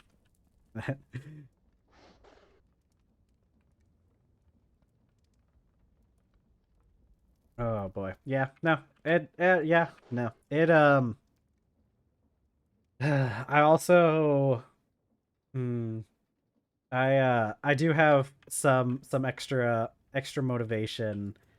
Um a little bit of extra motivation uh for like going to Sweden. So for me, I'm sure everybody's up to date roughly on what happens politically in America. It's one of the great things about our nation. Um Crop body cake. Oh my god. What is body cake? What does that mean? What is You're gonna have to tell me more about what that is. But I'm not part of one of the classes that is currently at risk in my country, but I have friends who are in some at risk identities. And so I know that it's much easier to immigrate to a place if you have somebody who already lives in that place to kind of like sponsor you. So that's also part of the reason why I'm looking into moving. Uh, Boiled potato dumpling filled with onions and minced meat, best served with butter, syrup, and lingonberry jam. That does sound pretty good. I don't know. I've had I've had similar things, but I've never had something like that with like sweet toppings on it. So that'd be a very interesting thing to try. Oh, but I love myself some potatoes. What was I doing next? We're still working on red steel. Let's get some of these iron rods going. Actually, let's just go back here and work with the centrifuge.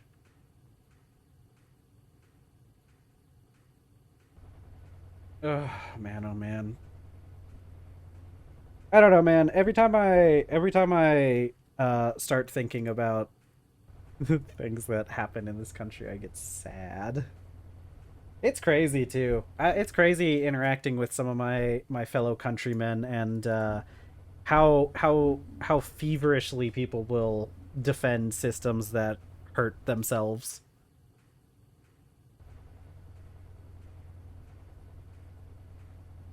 Ugh.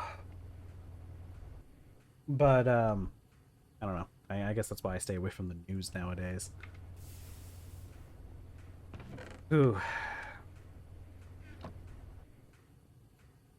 Okay, let's see. We're still getting some more vanadium, magnetite dust. Eventually, we're gonna get this. We're gonna get this all separated out.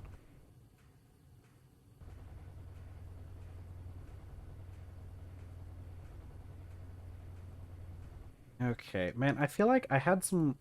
I need to remember because I feel like every once in a while I come up with questions about Sweden and I'm like, and then I forget them by the time stream comes around.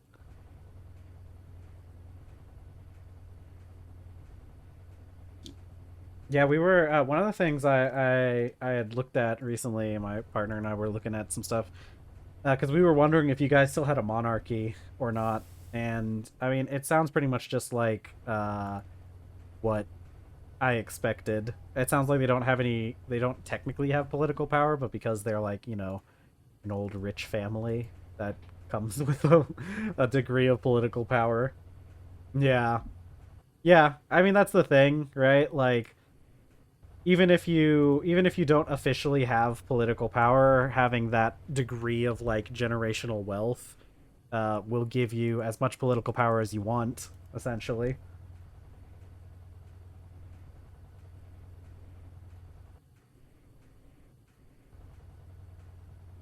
Yeah, because the oops, I have put in too much. Flip that for a second. The king can't be prosecuted. That's all right. I'm sure that's probably on some weird technicality. Um, but that yeah. Oh well. And I mean, here in the United States, our celebrities can't be prosecuted either. Not like officially, but technically. So I guess it's, I guess that's just how things are, isn't it?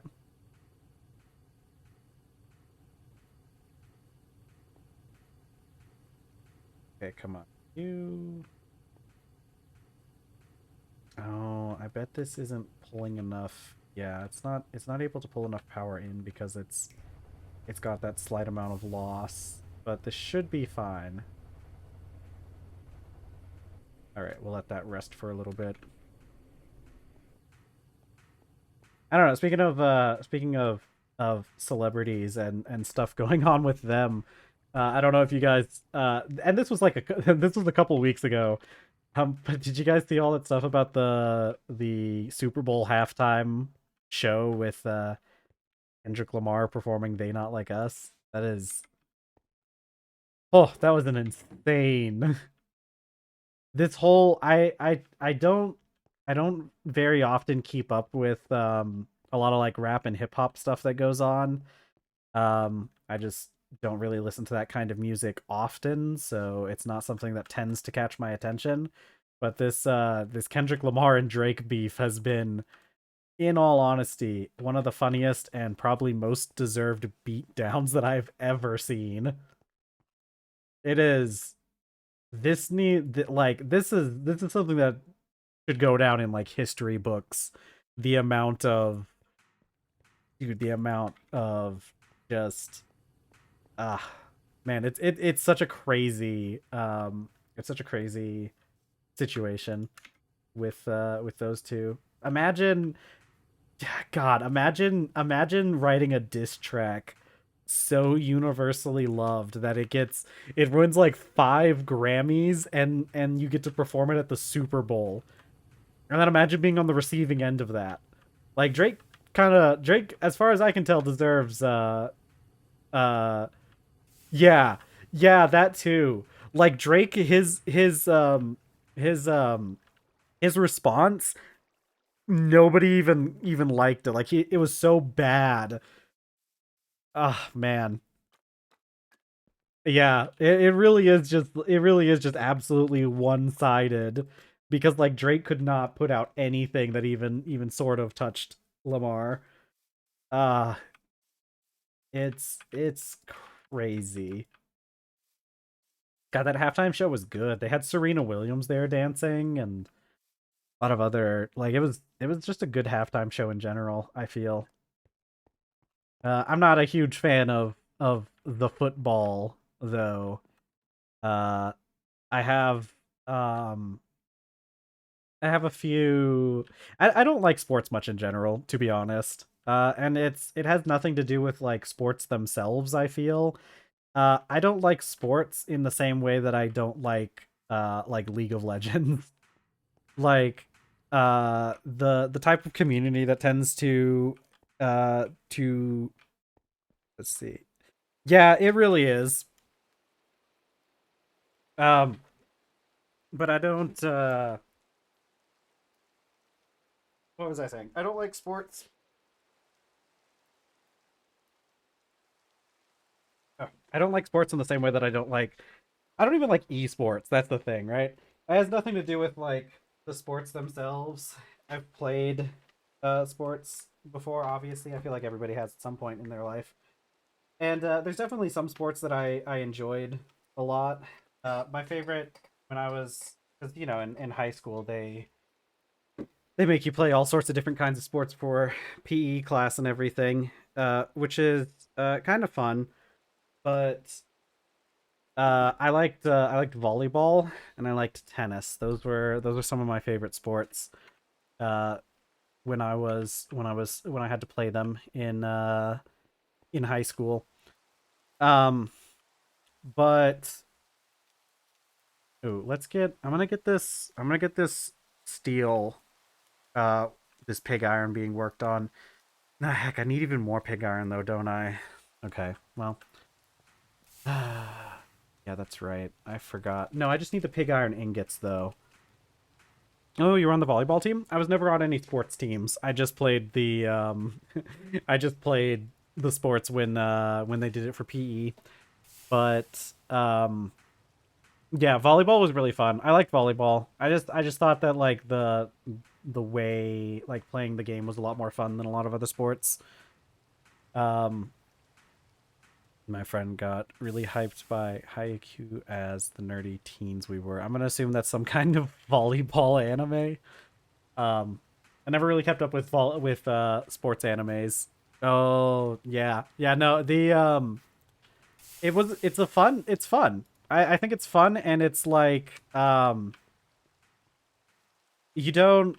I like how it's more contained than a lot of other team based sports, because like you've got basketball and you're all over the place, like up and down the court in basketball. But with volleyball, you have like a relatively small area that you stay in, and you're not like running all over the place. Like you're kind of just staying with your own little zone.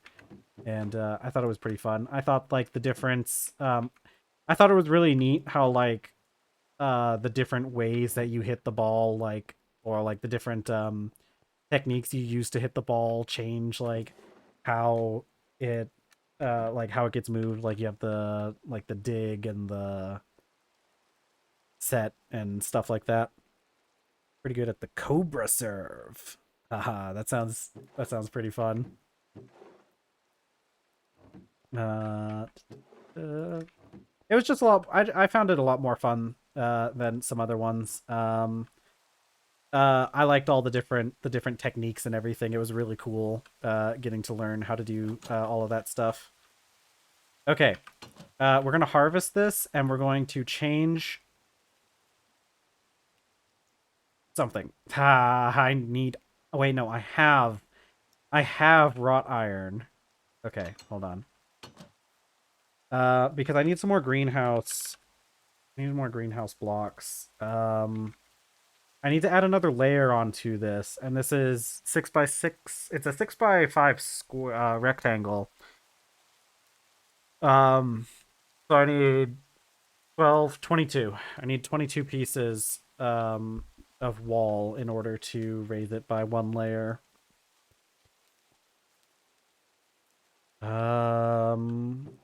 Where did I put? I don't think we have any more walls. Yeah, I don't think unless I'm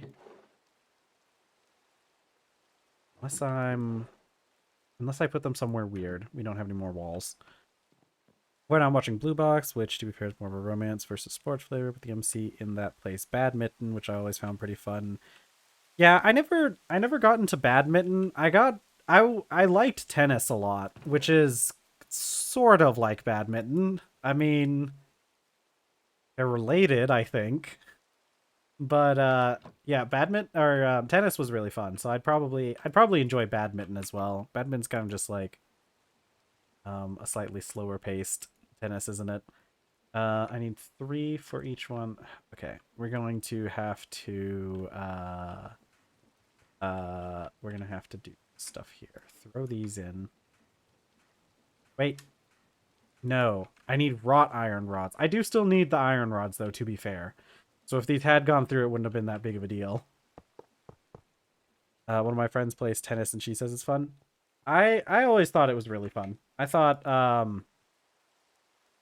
always thought tennis. Tennis is a good one because like it's one of the few sports like it requires like the least amount of people to play compared to a lot of other sports, right? Realistically, you only need one other person to play tennis, but you can also play tennis. Um, you can also play tennis with doubles, so you could have 4 people in total. And I think that's worth quite a bit, because like I don't know, I've never been one to have like large amounts of friends. I typically stick with like I get along with everyone, but I typically just stick with like um a small group of like a small group of friends. And so tennis is one of those few sports that you can actually play with a small group. But the main reason I don't like table tennis is table tennis is a fun one too. I've played table tennis too. That one's also really good. I forgot about that one, but yeah, um, that one's a really fun one as well. Is this my magnetite? Yeah, but yeah, I was saying earlier, I'm not a okay fruit, protein, vegetable. Um, I'm not a huge fan of sports because of kind of the culture that it ends up surrounding them a lot. It's always like crazy for me because like I don't know how this is in other countries. Maybe you guys have have some healthier relationships with sports than we do here in America.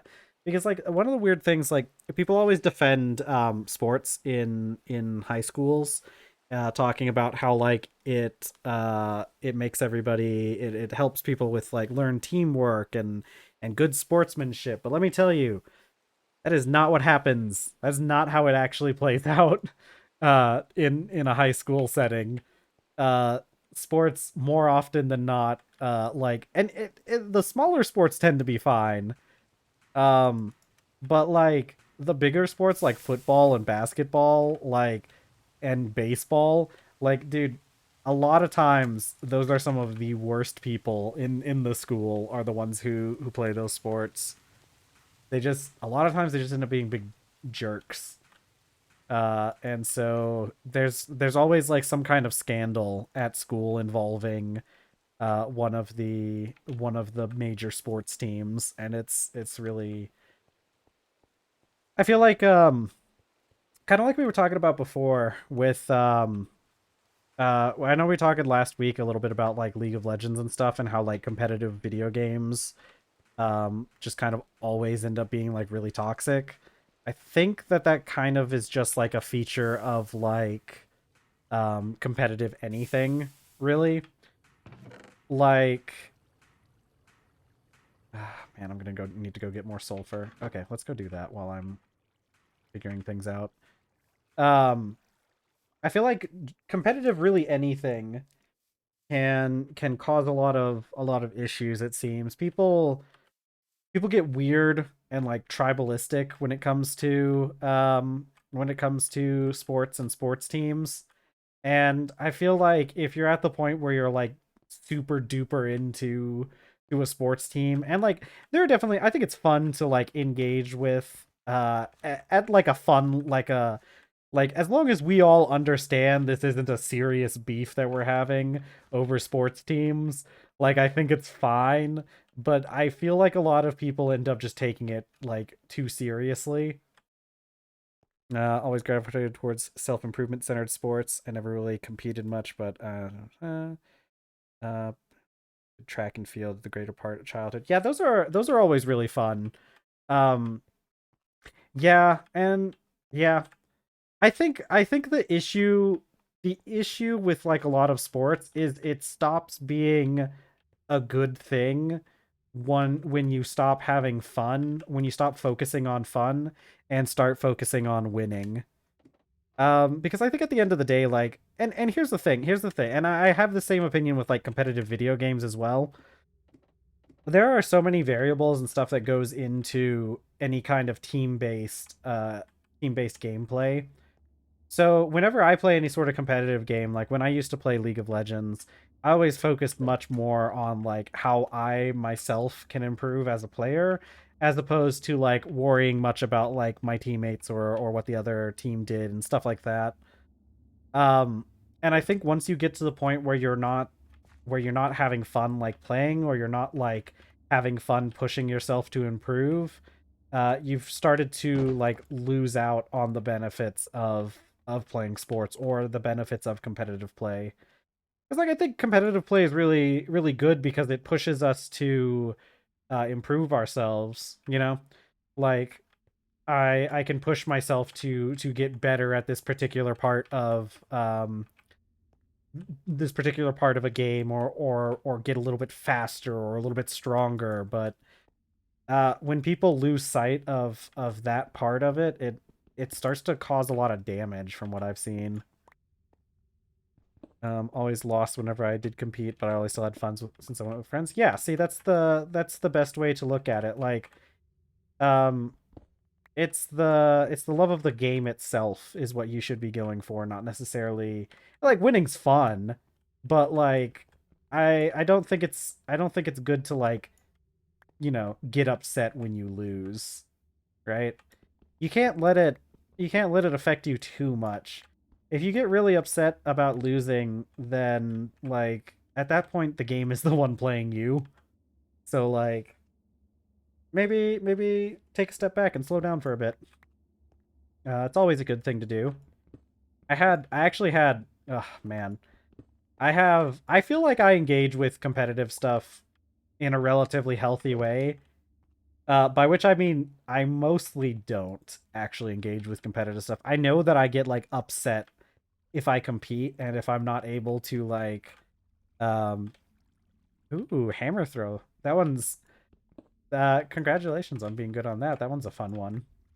One time me and my bestie, I don't remember, eating and we traded gold and silver for every sport. That's really cool. I think rivalries especially are really cool when you have like a rivalry with your friend and it's like especially when you're both roughly on the same level at the task and you're just like pushing each other to get slightly better.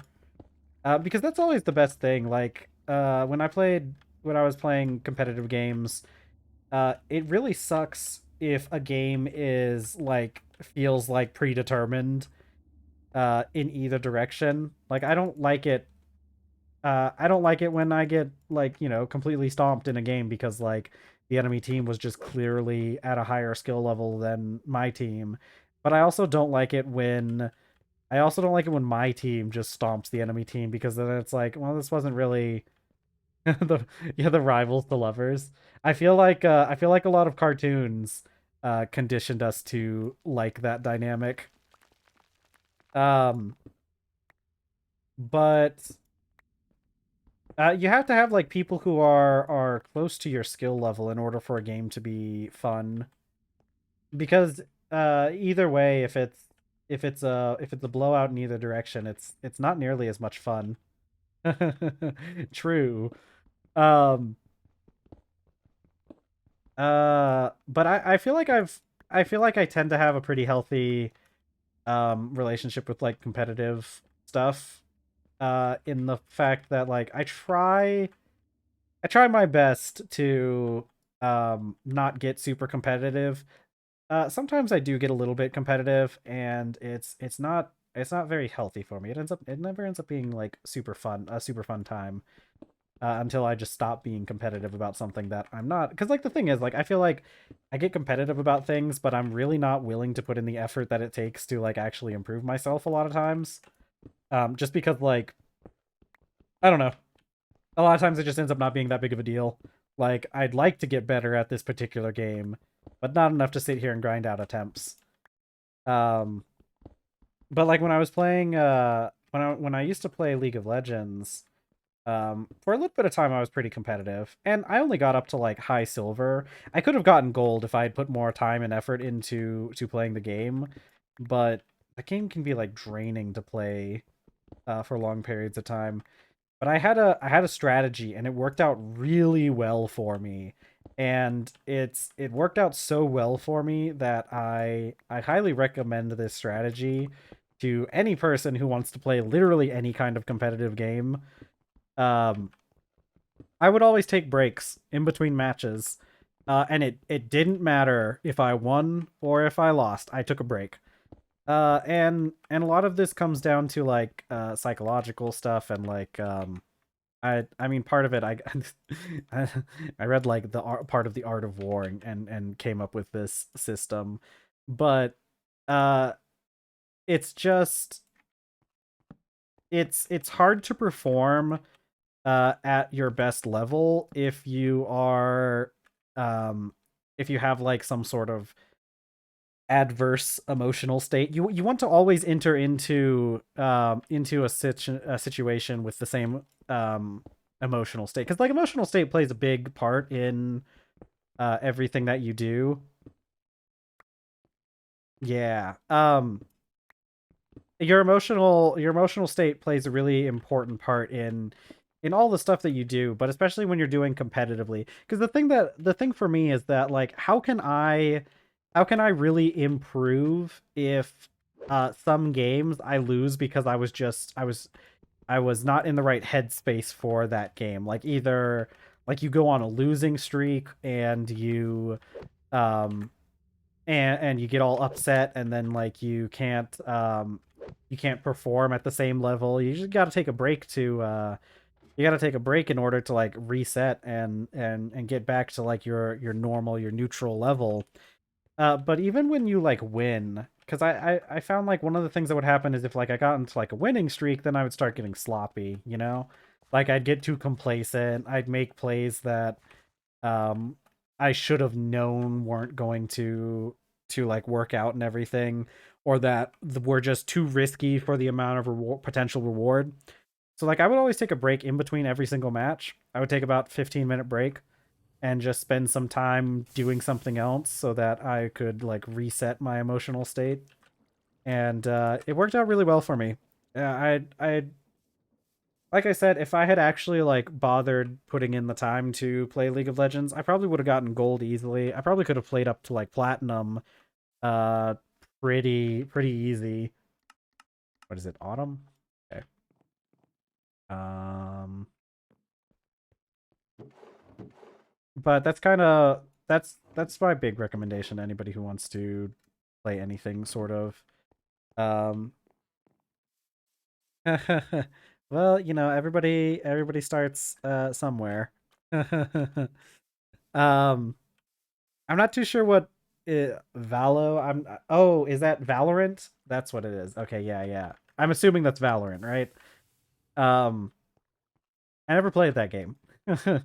I never I'll be real with you, by the time like League of Legends started breaking off into, or by the time Riot started breaking off into like other genres of games, I had already been like so disillusioned with Riot games that I just kind of don't engage with anything that they make. Uh it's just, I don't know. It felt like, the thing for me is like playing League of Legends. Like, I liked League of Legends, but I don't trust Riot to make good games actually. Like, uh, League of Legends is a good game, but there are like so many ways it could be better. And I feel like a lot of times Riot just doesn't really deliver. Okay. Let me get this crushed iron ore. I should really do up some of this ore. Um and like, I feel like a lot of the issues with what I saw when playing League of Legends is that Riot really doesn't do a very good job of like listening to the players. And this is something that like most video games nowadays, unfortunately, this is just kind of what you should expect if you're playing a live service game. Oh, is it cat time again? It's been 2 hours, so you took your little 2 hour nap and now you're ready for more pets? Okay. Um, so like, this is something that you see in like a lot of live service or competitive games in general nowadays. And it's just that like most companies have gotten rid of like any actual quality control or like play testing, and it's insane because like they have people doing it for free, right? Like, um I see this problem with like World of Warcraft as well, which, man, my a friend of mine talked about how, because I have a friend that I'm in a guild with, and we were doing raids. We did the last raid tier and everything. Um, but my friend mentioned that the guild's not going to be meeting up at the start of this next season that's coming up sometime. Um, and we're going to be waiting a little bit because like there's a lot of people who are like people are like moving and stuff, and there's just a lot going on that we won't have time to do it right at the start. But like I told my friend, I'm like, man, it doesn't really matter. Like, the season has lasted like 6 months at this point. Like, I don't think we'll be missing anything by starting a little bit late. But like, they really just don't like have very good quality control on things. And it's crazy because like both League of Legends and World of Warcraft, they both have public test servers, right? You have the PTR for League or for World of Warcraft and the PBS public beta server for League of Legends, and it's always the same thing over and over again. They've been doing this for like the past like 10 years or more, right? It's always the same thing where um like something new will come out, right? Something like for League of Legends or for like things like Valorant or whatever, it'll be like a new hero will come out, right? And they'll hit the public test servers, and everybody will be like, "Hey, there's this really big problem with this character. Either like they're super overpowered in a way that's really obvious and easy to fix, or like sometimes there's just straight up bugs that this character will have that's causing them to outperform." and it's always every single time there are people who are like in the PTR, who are in the forums, who are saying, "Hey, there's a big issue with this thing you're about to release that really should be fixed you release before you release this champion or whatever." And nothing happens. The character will hit the public servers, the it'll hit release in the exact same state as it was in the PTR, and it's like, why are you guys even running these beta tests? Like, why are any of us here like testing your game for you when you're just not going to listen and like implement any of the changes that are needed, right? Like, what's the deal with this? Like, I don't understand. I really don't. Like, you have players who are just like for free. They are testing your game for you, and because they love the game that much. And like, I have nothing against that. I think it's a really cool thing that video game communities do stuff like that. There's always somebody who is so passionate about the game that they want to test things early and get access to content earlier, uh, and like help the game improve. It all comes from a love of the game, but like these companies don't listen. They just don't. And I don't know if it's because like they think they know better than the players, which in some cases is true. Like, I wouldn't trust your average person from I wouldn't trust your average League of Legends player to like make good decisions about the direction of the game. But like, when you have people who are coming up with like, people are writing like essentially research papers on issues that are happening in the game, and especially when it comes to like clear bugs is one of the more egregious things, right? When it's obvious that this is like unintended mechanics, like it's so crazy that the companies just don't listen, you know? Like, why? Is it just that they don't care? Is it that like what even is going on here? Are they understaffed? I'm betting it's they're understaffed is one of the big reasons, right?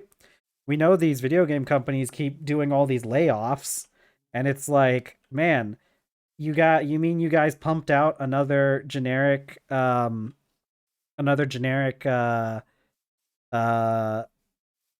AAA game that was only like okay, but and then you had like all these layoffs, and so like we get a not good game, or a not like not as good as it could be game, and then you just lay off all the people that were working on it. So it's like, why are any of us here? Why are we doing this? What is the point? It's just making more money, you know? And like video games keep getting more expensive. AAA games keep going up to like they're up to like $70 now. And like I was talking with some friends about like the Monster Hunter game that's coming out, and I found out I can't play it. I tried out the beta, and it turns out that it just doesn't really work on Linux. There's something with one of the graphics. Um, one of the new age graphics that they're using that just doesn't work. It kept causing my game to freeze up and crash. But like, and I wanted to play that game, but I'll also be real with you. It's not like it's not like I'm devastated by the fact that I can't buy the newest $60 or $70 game that's coming out. Like I really don't need to be spending money on that kind of thing anyways, for something that I'll probably play with my friends for a few months and then not much again. Looks great, but that's a steep price tag. Got a new PC in part to be able to run it. I'm a Monster Hunter fan to a fault. See, that's fine. I'm not like a huge Monster Hunter fan. I think that's part of the reason why I'm able to give it up so easily. I like Monster Hunter, and I think it would be very fun to play, but the price tag makes it so that I'm not like upset that I can't play it. You know, I really don't need to make another purchase like that. Um, but like I don't know. I brought up the fact that like games used to be like $30, and then somebody else on the call brought up that they used to be. Remember when they were like $60 back in the SNES times? And it's like, yeah, sure, but like the SNES had like that was like you were getting um physical copies of a game with let's see, hold on, where's my, do I have a barrel that's empty? Probably you were getting physical copies of a game that was, and this was using like new technology, right? Like cartridges and stuff that was new tech, and like it cost a lot to make. I saw a thing somebody was talking about recently about like how expensive things were. You're talking about like how computers for like a generic computer that you put in like the living room would cost like oh, that one's empty. It would cost like $2,000, $2,500 in the past, and nowadays you could buy a PC like that for, you know, like 500. So like things should be getting cheaper, right? Like hardware is supposed to get cheaper unless you're running like the cutting edge stuff. Like your average hardware should be cheaper. And the thing is, games nowadays, they don't even give you physical copies. It's just it's just it's just digital. So what's the justification for having a higher price, um having a higher price when like you're not even giving me a physical copy anymore. You're telling me I should pay more for a digital copy of a game. Like for some reason these keep getting more expensive. And like the counter argument to that would be like, oh well, they gotta, like, the costs of living have gone up, they gotta pay their employees more. And it's like, yeah, that makes sense, except they don't, you know. Like they don't. Companies don't pay their employees more, and then they lay them off the second they get the opportunity for. So like, you know, why is my game now $10 more? Huh? Like where's that money going? Where is it going? To the developers? If it's going to the developers, great. I love the developers. The developers are my friend. They make my favorite games for me. But I kind of doubt that you're sharing that wealth with the developers video game company. And that's the part that upsets me. Oh, I wonder if that tofu's done. Let's see. Man, it sucks too because I didn't look into this a whole lot. Remember, these are rumors. These are what some people online in my phone said at some point. So probably if you want to like look into it for yourself. But I heard that the developers for the Hades game, Supergiant Games, are getting some flack for some of their recent decisions. And in all honesty, it sounds like some of it is a little bit overblown. Like it is people being a little bit too overreactionary about some things, but it sounds like there are some legitimate concerns. It's basically like something with AI. like they were planning on using AI for something, and I think they got some backlash, and I don't think they are going to use AI. It may have been a slight misunderstanding, but they also like were doing some things that like messed with some of the like the writer strikes that have been happening. So maybe there's something there. I don't know. Uh I hope not, because I like their I've liked them as developers for the most part, but it's such a there's so much stuff going on right now that like it's hard to keep up with who's been doing what and to what degree and everything. Okay, let's see. Let's make us a we need more protein. So let's do two things of that. Okay, we'll do two pieces of tofu, some rice, a potato, and we'll do a pineapple. Pineapple.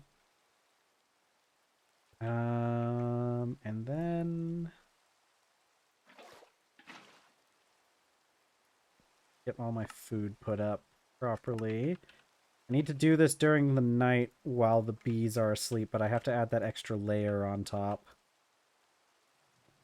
I need to make more food than just the single batch that's been like keeping me relatively fed. I need to go through and make a bigger batch of food, but I'm just working on so many other things at the time.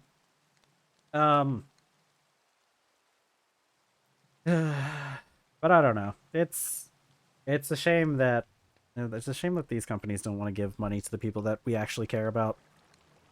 Big thing with like World of Warcraft too. World of Warcraft I've been one of those ones I've liked World of Warcraft since I was a wee child. I started playing back during vanilla actually, although it was towards the end of it, and I was a child, so I didn't really know a whole lot about what I was doing. But I've always enjoyed World of Warcraft. But man, oh man, I think it might be time to like mostly put it away. I I've never I I mean I used to just like playing just for playing's sake, but like nowadays there's just not a whole lot to do in the game, and like that's really been the biggest issue with this recent expansion. And it sucks because like as far as um as far as MOBAs go, World of Warcraft really did kind of like perfect the genre a bit. Okay, we have dirty bowls now. I'm gonna have to just put some dirty bowls up. I need more soap. Um, what can I do with soybean oil? Okay, look. So the thing is, like soybean oil, I feel like I really should be able to make soap out of soybean oil. Soybean, soap. See, because like soap is a instant. Yeah. I could. I if I just added soybean oil to this artisanal rendered fats tag, I could solve that problem real easy, couldn't I? Yeah, I'm pretty sure I could. I could solve this real easy by just adding soybean oil to this rendered fats tag. Hold on. I'm gonna do that real quick. Let's go out into the creative world so I can use Cube.js and stuff to test everything. Cause look, I can make soybean oil into soap in the real world. I should be able to do it in this. I think the main thing is that it comes from the artisanal mod, the soap in general. It comes from that artisanal mod, and I think that um because of that soybean, I don't know why they didn't like I don't know why they didn't oh heck, I can't do I have cheat mode on? I have cheat mode on, but I can't get that, can I? Heck. Tooltips. Um, advanced tooltips shown. Why aren't you giving me? How do I do liquids? How do I do liquids in Cube.js? I could do the bucket. Okay, what do I do with slash Cube.js hand? Held fluid, that's what it is. Okay. Okay. Um let me open up my thing real quick so I can add this into my tags. The cool thing about this is now that I've been doing so many of these small fixes, it's actually super easy for me to do because I just have my own folder where I just keep my updates. And tags. We're gonna do soybean oil fix dot add. Let's see. Um, Bat. No. Suet. No. What does this get rendered into? Tallow.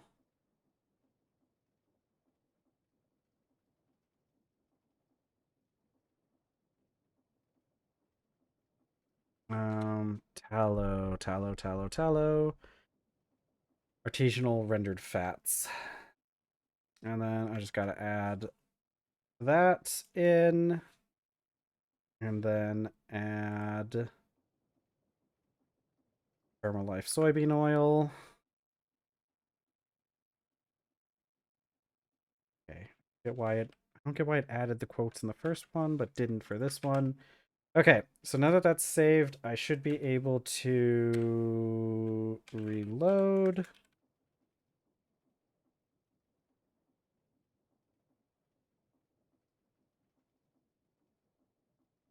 Okay, no errors, and so now should be able to look up a recipe for soap. And it is made with artisanal rendered fats. I must have spelled it wrong. Maybe I need the do I need the hash?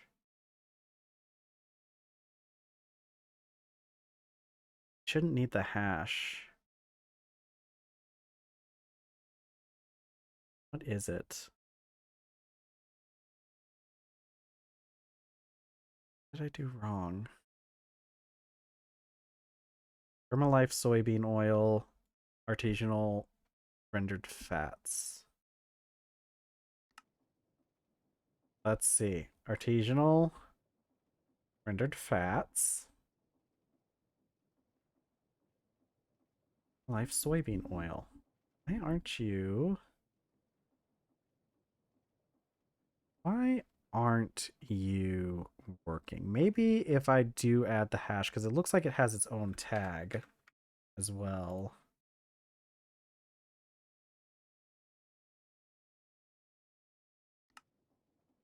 And I joke about this. My partner and I joke about this sometimes, but the computer science major to streamer pipeline is pretty real.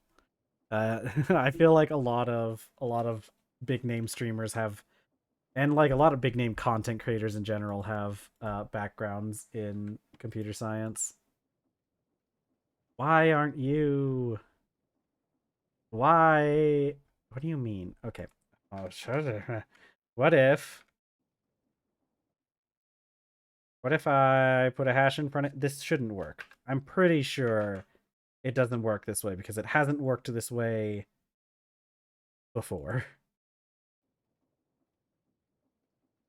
Look, it's just being able to troubleshoot stuff on the fly is a valuable skill that you need when you're streaming. Yeah, that's what I thought. Thought that one would cause an error. Why this should be easy. Adding a tag adding adding this to a tag shouldn't be as hard as it's proving to be. Do I need to do something special because it's a fluid? I've never done fluid tags in Cube.js. I don't know if there's like a difference. I could also just manually add a separate recipe for it, but I would have to go look that up because I'm actually not sure how to do instant fluid barrel recipes. And I know it's on the internet somewhere, but it's like, you know, olive oil, lye, rendered fats, artisanal rendered fats. And in Kate, I have artisanal rendered underscore fats.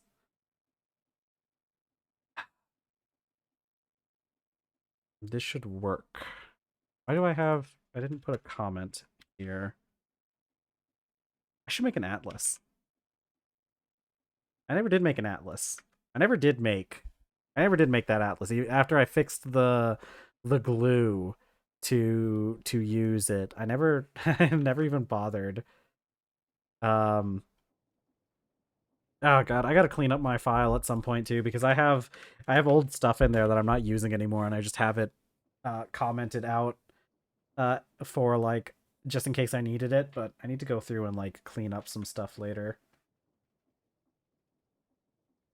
Permalife bucket / soybean oil soap soap recipe. Why are you not? Why are you not? Okay, let's see if I can. I shouldn't. It shouldn't matter. I shouldn't have to reload the world like this. But what if it does matter? What if it does work? What if this does change everything? Oh man! Oh man! Oh man! Soap. Okay, it didn't do anything. Large malts, aloe. I don't get why it's not working. This event that I wrote should just add um it. Firmalife soybean underscore oil. This is the thing.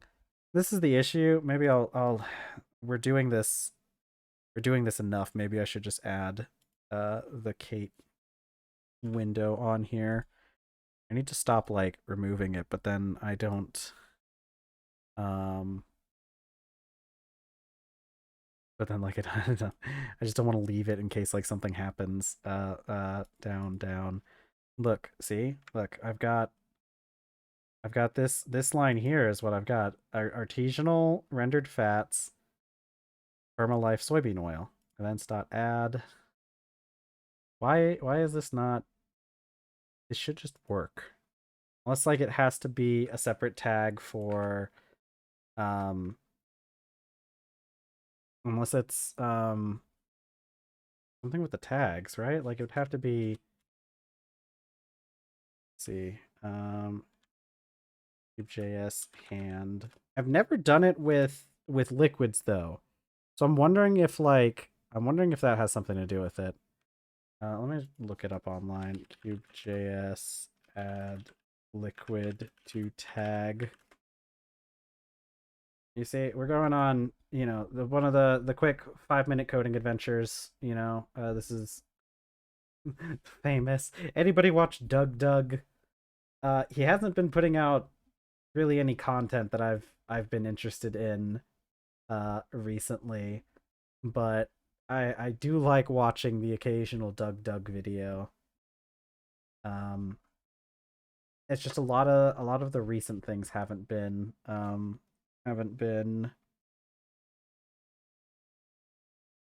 let's see. A lot of his recent videos haven't been super great. He hasn't been I like watching, like I've mentioned this before, but I don't really like watching um yeah, he did Peggle. That video that he did where he had Peggle with the AI that was like giving him trivia questions was really funny. He's one of the few examples I can think of where he uses AI in a very creative way that I think justifies the use of AI. Measures of Sansom item item tags. Are there fluid tags? Am I like? Am I?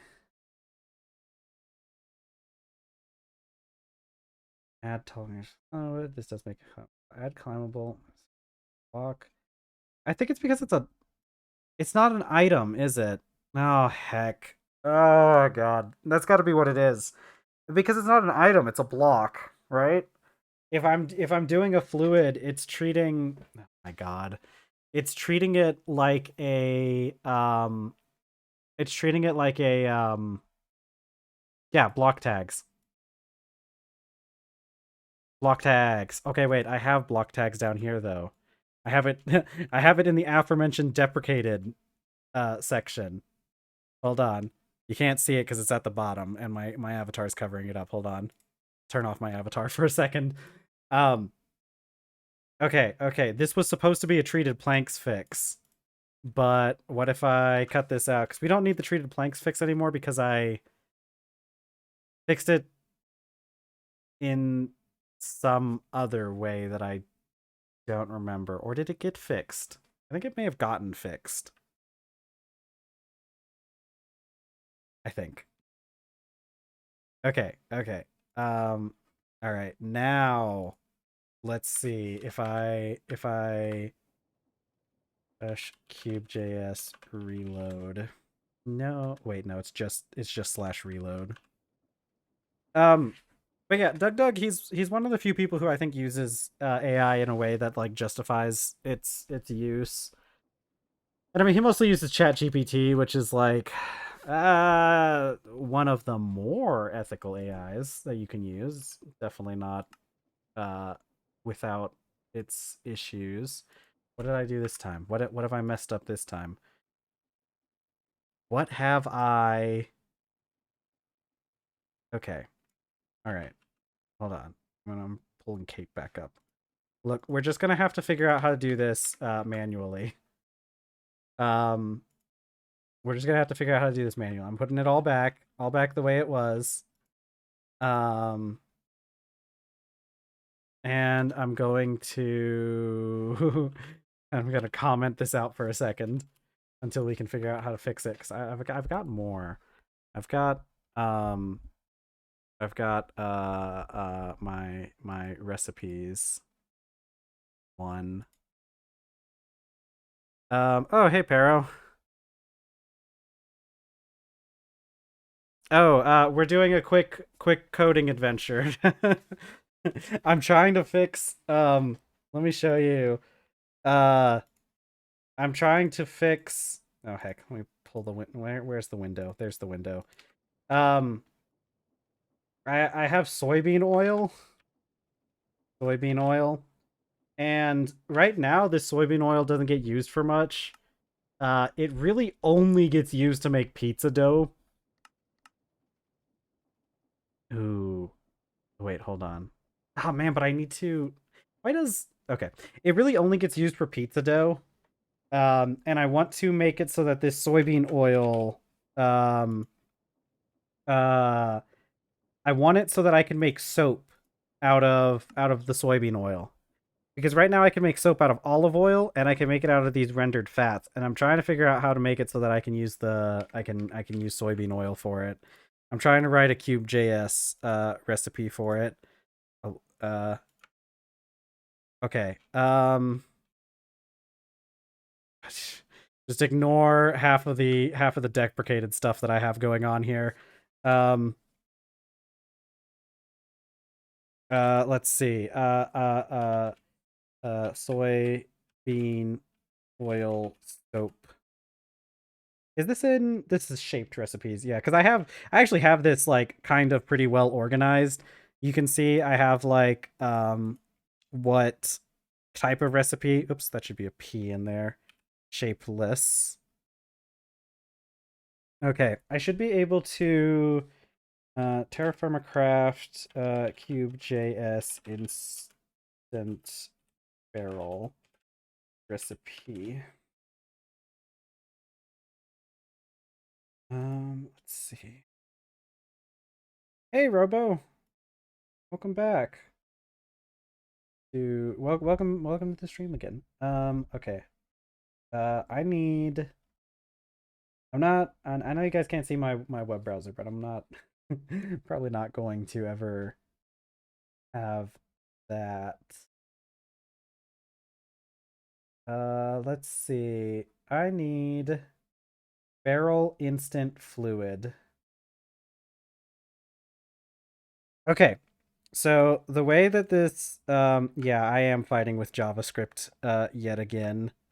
Um which is just always the bane of my existence. Okay, so if this if what I'm seeing on the internet is right, then I should be able to do event.recipe.tfc.barrel underscore instant underscore fluid. Okay. Um yeah, no, you're right. Sometimes maybe, I don't know. Very rarely though. It's easy if you already know everything that you um everything that you need to do in the first place.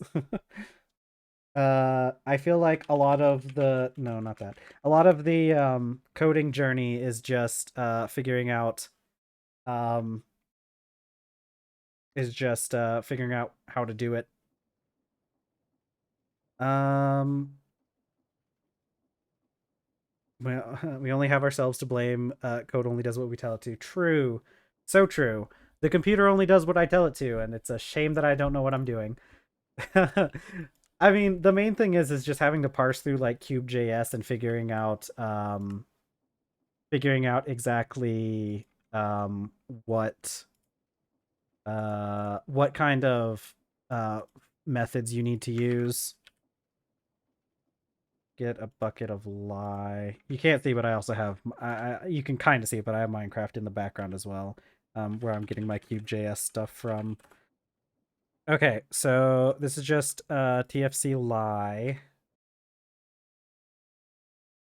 Okay, so I should be able to do TFC lye, and the amount is 1 millibucket.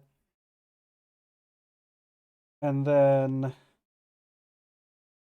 oh gods. Um,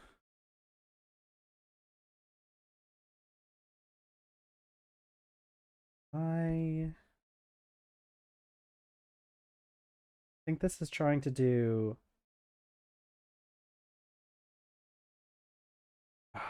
Man, okay. This is like showing like it's barrel instant fluid.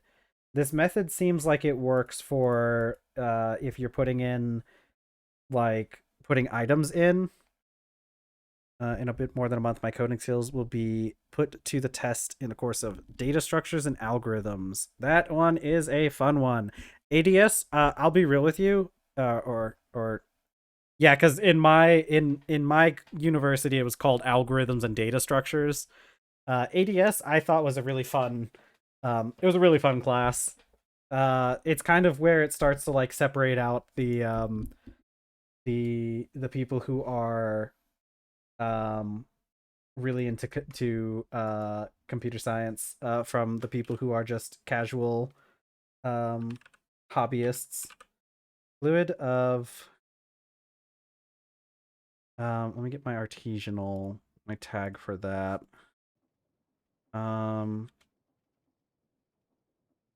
because it's kind of where, in my opinion, where computer science started getting much more difficult.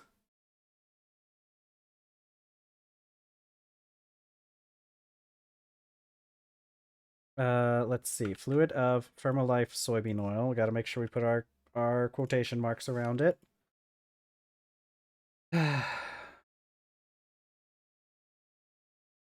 Added fluid. Sound okay. I'm gonna say this might work.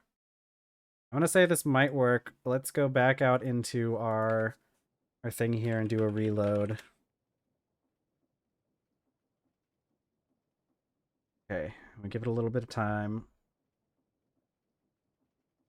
Yeah, that sounds about right. Cube.js errors server.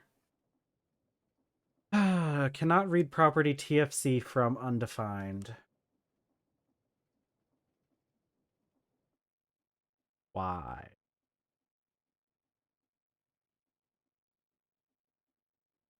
Not read type TFC from undefined. Maybe I'm just. Oh wait, I need soybean oil. Hold on. There was something I didn't do anyways. I forgot to add the hold on. Maybe that part maybe that was the part that had been messed up. Da, da, da, da. Okay, we still have another error. Probably the same thing. Cannot read property TFC from undefined. It's a type error, right? Type error. So we're passing it the wrong kind of. We're passing it the wrong thing. It's saying right here, fluid of type TFC lie, but why? Why is it? Why is it saying that? So our soap is. I never put an output. Heck. Okay.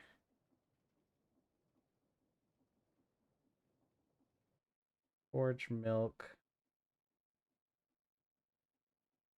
TFC barrels will not accept fluids that are not tagged TFC usable in barrel. Ah. Okay. I've also messed up this thing. I haven't even. Okay, hold on. Hold on. Where's the structure here? The first argument. Okay. I wrote this wrong. Um the first argument is a fluid stack. Second argument is a fluid stack ingredient. Let's see. So I wrote this wrong in the first place. The input fluid in the barrel, the input fluid added in via fluid container. Okay, so I did this wrong. Um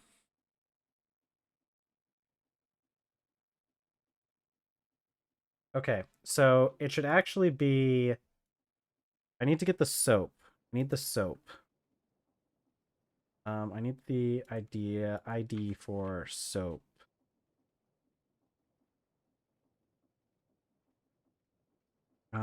Yeah, it's just artisanal soap. And it should be 10 millibuckets. Um, do I don't know, Pero. Hopefully that's get yourself some eye drops. Maybe I don't know. My eyes do that sometimes too. Let's see. Okay, okay. I have my soap. So the first one is going to be this. I don't know if I need to do the fluid of part. So we're going to try this without the extra things. So it should be TFC lie. Okay. Oh no, I see why they did. I see why they did it like that. Okay, I see. So we need to do a fluid of artisanal soap. And we're gonna get 10 millibuckets of this. And let's see if this works. TFC fluid stack ingredient seems to be a specific data type that they use for this. Let's organize this a little bit better. So we'll have it here and here. So that'll be a TFC dot fluid stack ingredient. And it'll be like that. And then it should be the same for this. So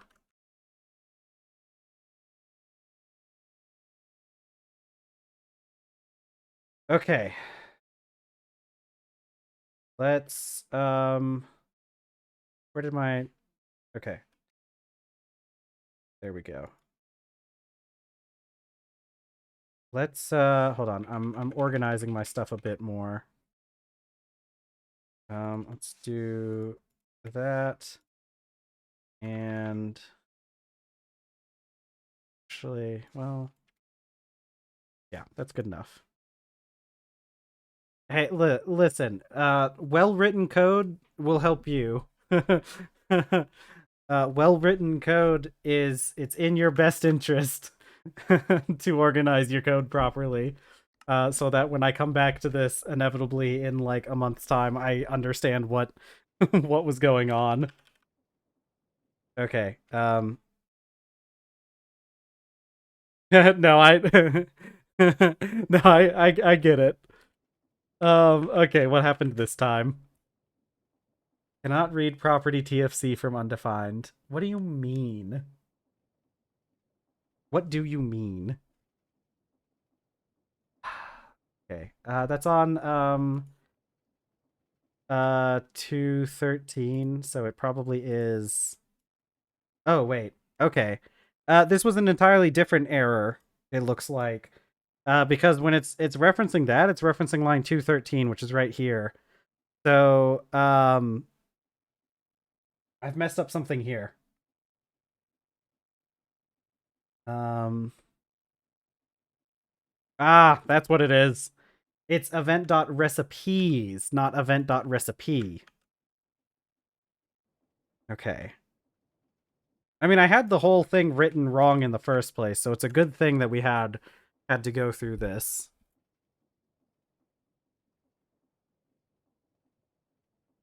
Okay. All right. If this worked, I should have a new recipe for soap. And there it is. Soybean oil, 9 parts soybean oil, 1 part lye, 10 parts soap. Did I do that? Why are you backwards? I did it backwards. Hold on. It's gonna bug me if the recipe is backwards like that. Wait, why is the recipe backwards like that though? I did lye first and then soybean oil. Okay, maybe it just works backwards like that. Hold on. We're gonna try. A friend once ordered a robot spider from Wish. It had a seizure every time it started because the Chinese coders had made the most spaghetti code of spaghetti codes ever. Yeah. Yeah, I've had experience with similar things happening. They're neat little toys, a lot of that kind of stuff, but sometimes they're just not coded very well. But let's try. I want to get the recipe looking nice too. Wasn't there something else that we needed to add in? Didn't I have like some deprecated stuff that I wanted to do? Um, that I meant to do. It was just like a vinyl sheet. No, that's what it is. Rubber sheet, rubber. I wanted to make bladders out of something. Um, okay. All right. Yay, now it's ordered properly. I don't know why it's backwards, but now it's soybean oil. There we go. Lye soybean oil soap. Okay. So, okay, now there's some things though, okay? Um one of the issues that we have, yeah, I need to make a cutter recipe. For some reason I couldn't figure out how to do Greg Tech recipes. I wonder if now is the time. I wonder if now, obviously, GTECU, GTG something, Greg Tech, Cube, JS recipes. Okay. I know I have some things. Oh god, it's so bright. Why is everything always light mode? Uh, it's not. Ooh. RegTech Modern Docs. Ah, I found it. Okay. Okay, hold on. Because there's something that we want, right? Okay. Let me bring back up to Minecraft. I'll show you. So here's the thing. Bladders. Bladders, we can't make them, right? There's no way to make these things, but we need them. And I don't want to constantly have to worry about like having to go kill animals and then have like a chance that a bladder is going to drop. So I think we should be able to make these. There's something we want, and that is booze. True. Well, we can't. I bet I could probably find ways to add stuff to tags to make it consumable. I don't know what the tag is for that. Actually, we could figure that out right now. Steak. Do we have steak in this game? Potate. One baked potato. What does this have? Cube.js hand.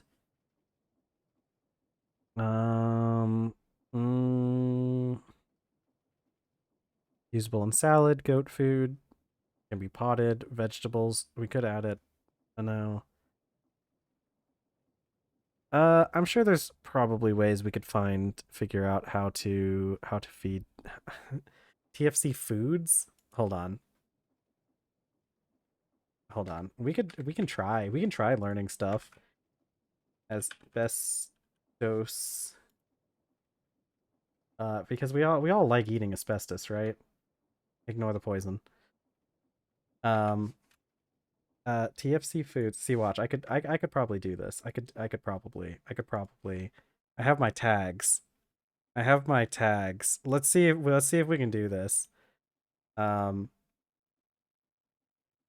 see. uh questionable foods. We're going to see if this works. We're adding it to the TFC foods tag. And we've I don't have. Wait, does that? Huh. Okay. And then such Cube.js hand that, and then tags. So we're adding crushed asbestos ore. Okay. So if I reload the game, it should have the tag. It cures cancer by causing a much more aggressive form of cancer. Okay, what did my errors go for? Cannot create ID from TFC Foods. Character in namespace of location TFC Food. What does that mean? What does that mean? What did I do wrong? I'm not sure.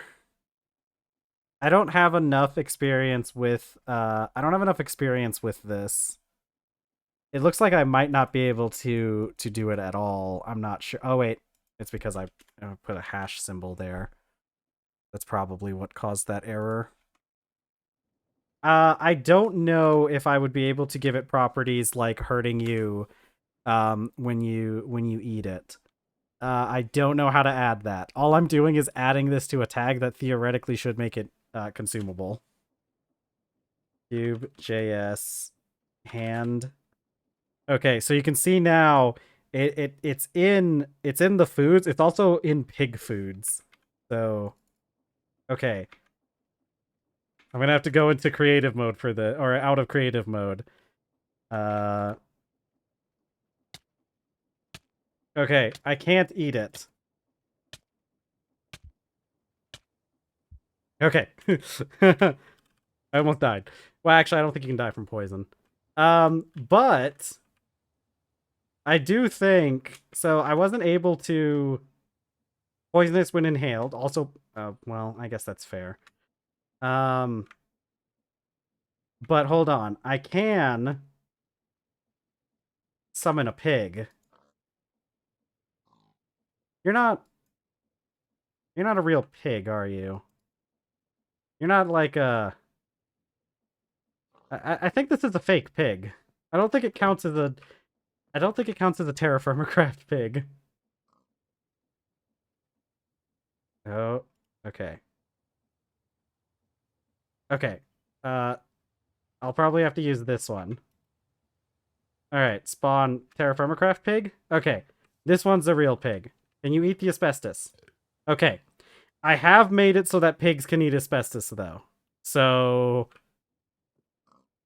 So that's progress, right? Right? I mean, that's got to count for something. Who wants asbestos? Yeah, you guys do. Look, they love the asbestos. It's their favorite food. They like I can even guide them using asbestos. All right. We're just going to leave that in the game for now. You guys, let's get rid of this asbestos so I can stop being poisoned. All right. So that's just gonna be part of our lore for this world is that pigs can eat asbestos. They're fine. It's not hurting them. It hurt me more to hold the asbestos than it hurt them to eat it. So okay, but that's how you can make anything be able to eat, or you can make pigs be able to eat anything.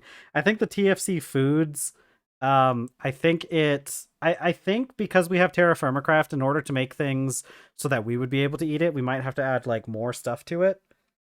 But I'm not exactly sure how. Actually, hold on. What's baked potato? Did I baked potato? Baked potato cube.js hand.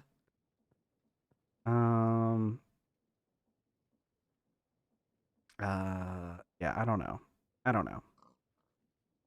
It could be okay. We're gonna ignore that for a bit. We got to get back to recipes. I need to figure out how to do GTCU recipes. Do I have a spot for that already? This is shapeless. This is welding. Maybe I should put it on. That's whatever. GT ECU? Yeah. No, GTCEU. Long-term clinical studies don't know if mutant pigs will show up in the next few years. You know, that's true. That's true. But we'll keep them in the creative world. And if anything weird happens to the pigs in the creative world, we'll know that it's not safe. Let's see. Okay. I want to add a recipe. I want to add a recipe for. Oh gods. Okay. Let's look at the thing for in the thing. Okay, look. We need bladder.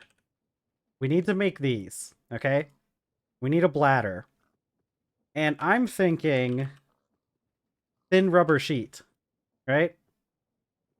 I'm thinking that we use some kind of thin rubber sheet, and I'm betting these are all part of a tag.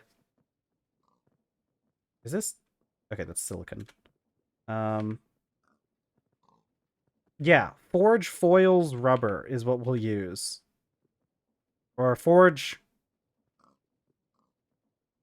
foils? No, forge foils definitely has to have a lot more in it, right? Oh, why aren't you guys all part of a separate of a single tag? I don't get why they have separate tags for them like this.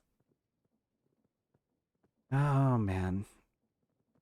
Because forge foils is going to have a lot more in it than just that. Forge foils? Yeah, see, forge foils has all of this in it.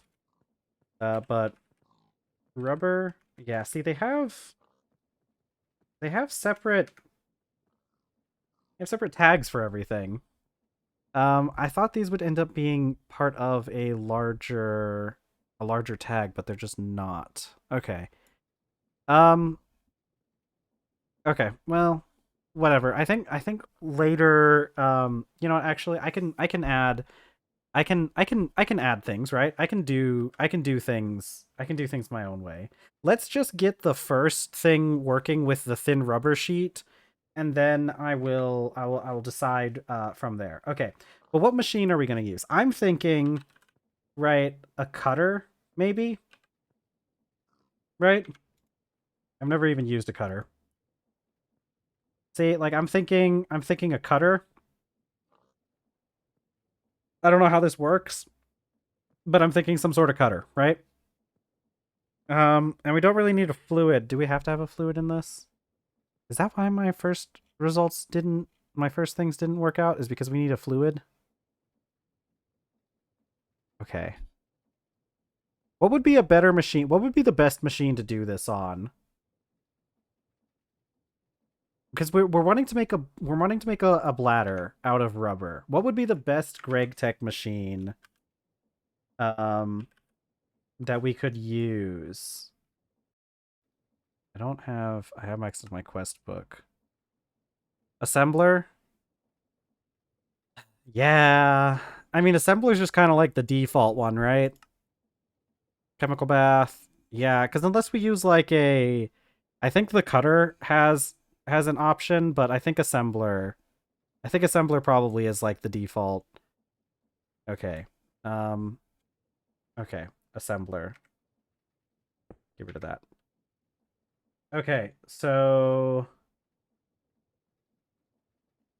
where is? I need to know. I need an assembler. Need.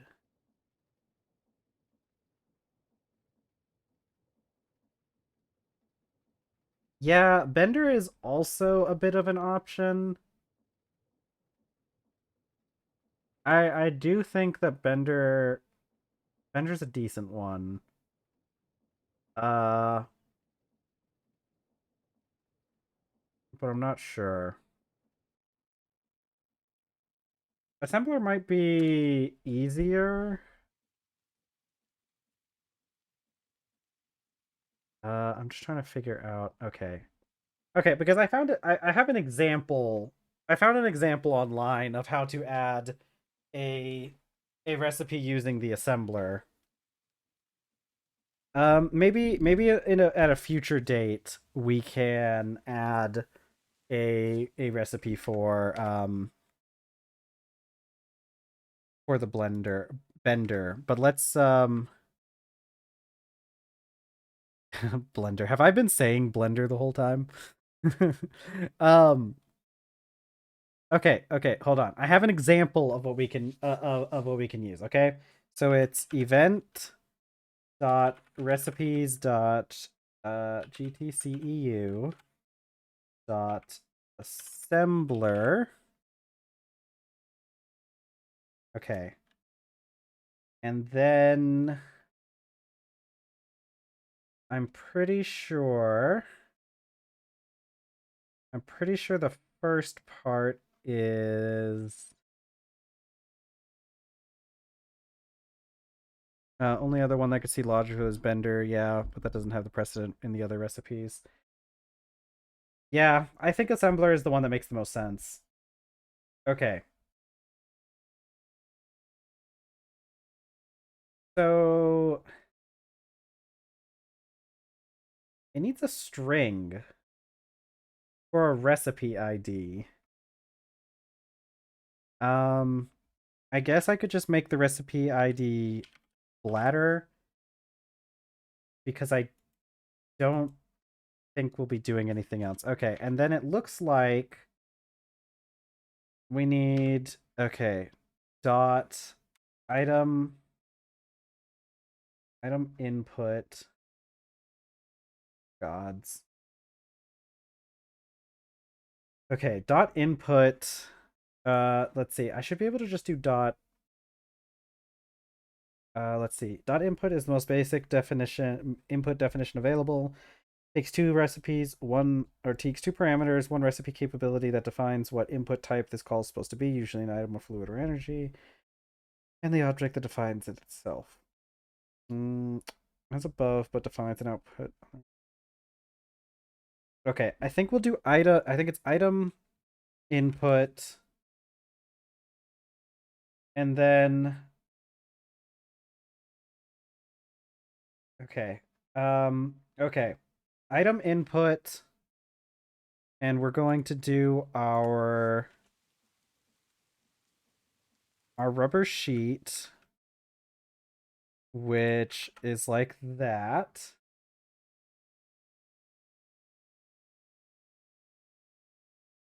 Okay, and then okay, so that's all we really need. We need item output,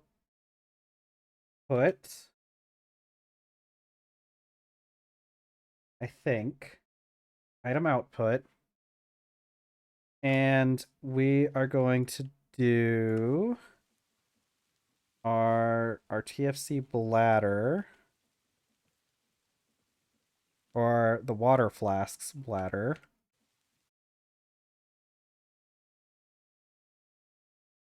And then what we need is a duration. So let's just say it takes us, I think it's in seconds. Let's see. Say anything in here? All right. I'm not sure exactly how long that takes. Duration, seconds. And I'm pretty sure we don't need commas or anything. Yeah, there's no commas. And then dot EU per tick. What are the other recipes do? Like, let's say, what was the things I've been making? Wire recipe in the wire mill. You can't see it, but that only takes 7 EU per tick. Let's just do 10. Let's just say it takes 10 EU per tick to do this. It's a lot of energy.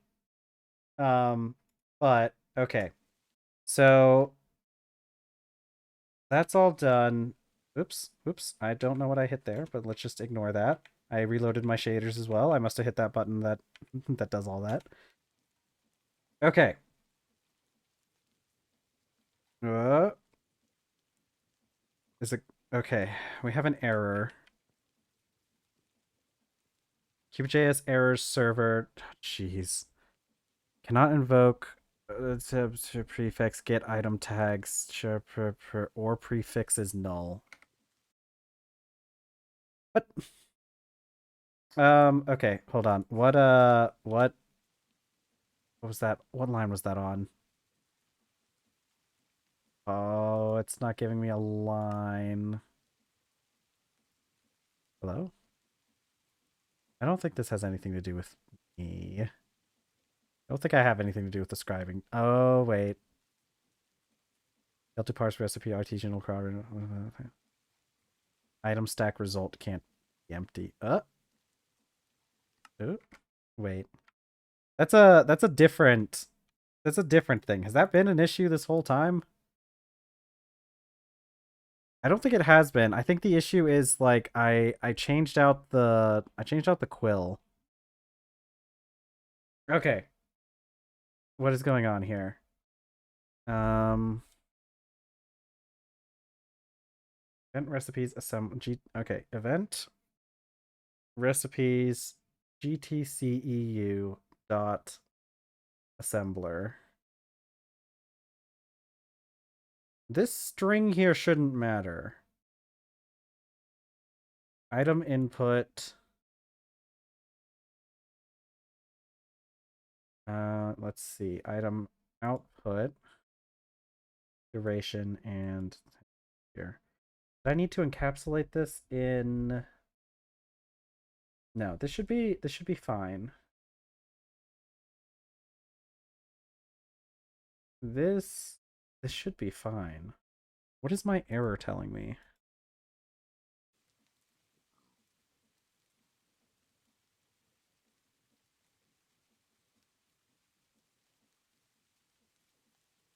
Because or prefix is null. Data tag, tag prefix, get item tags.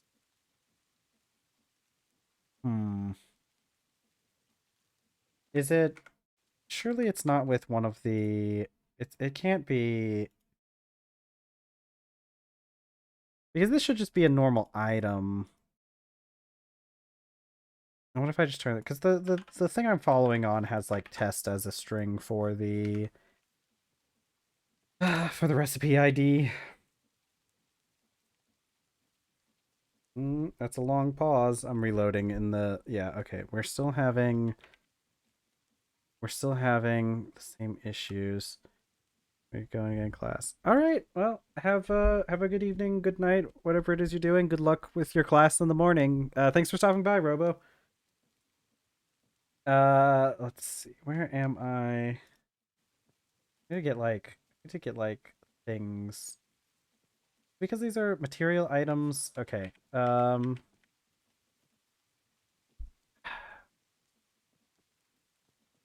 Why is it doing it this way? Maybe it's because maybe I need to do item inputs. Okay, I'm just gonna put inputs on those and try reloading.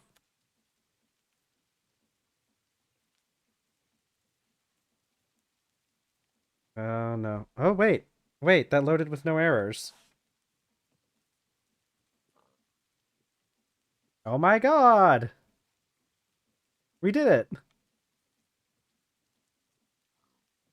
Why does it say duration 1.5 seconds? Because I put because it's in ticks, it's not in seconds. Um in rubber sheet assembler. Yeah. Okay. I mean, I don't think it should be super high.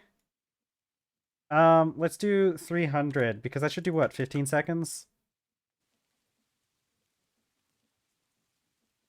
Oops, I'm not showing you the oops, that's me. Okay, so now I should have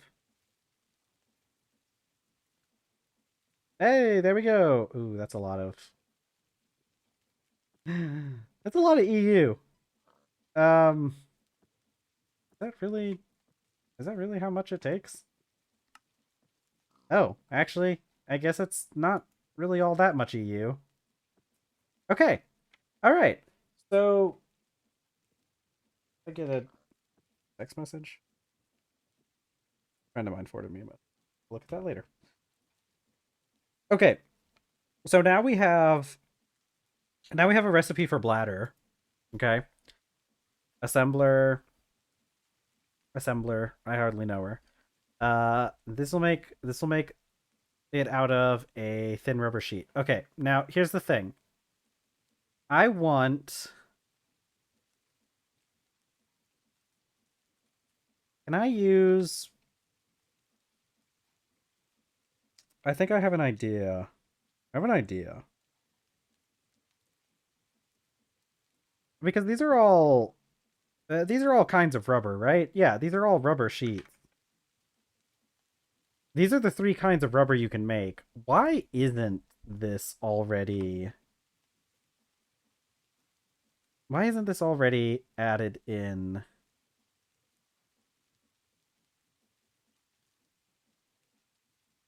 Should I should I make it so that I can make because okay, because the things I can do, I can take I can take these three sheets, these three foils, and I can add those to the tag. What are these used for? Yeah, these are basically useless for anything aside from like their very specific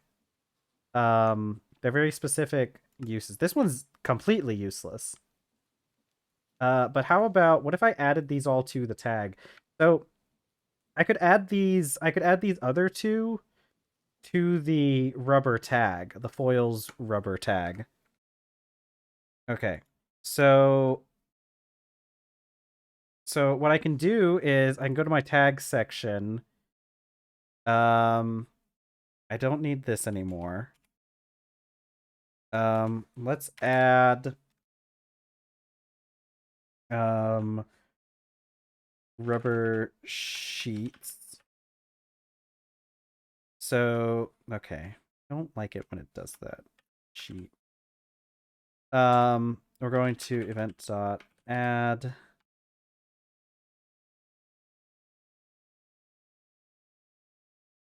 And we're adding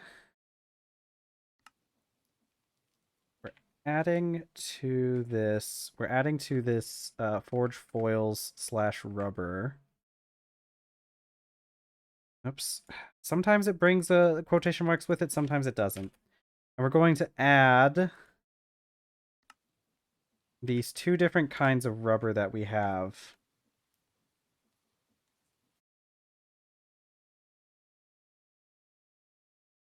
Okay, and then I should be able to...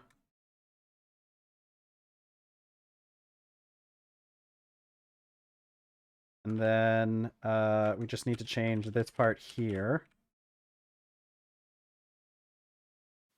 Oops. Okay. Sometimes when I minimize my editor, it goes down. Sometimes it doesn't. We'll copy this. And so now that's in there. And then what I'll do... Oops, I don't need the hash in front of these in this case. I already know that. So then what I'll do is I'll go back to my recipe, and instead of this, I'll add this. And we do need the hash in front of this one. So now... I think it depends on if I actually minimize. Yeah, okay. If I minimize it, it does go down. I'm finding out new and exciting things about how OBS works.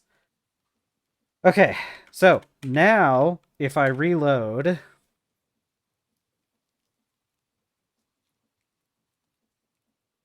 Okay, are we going to get an error? Okay, we have an error.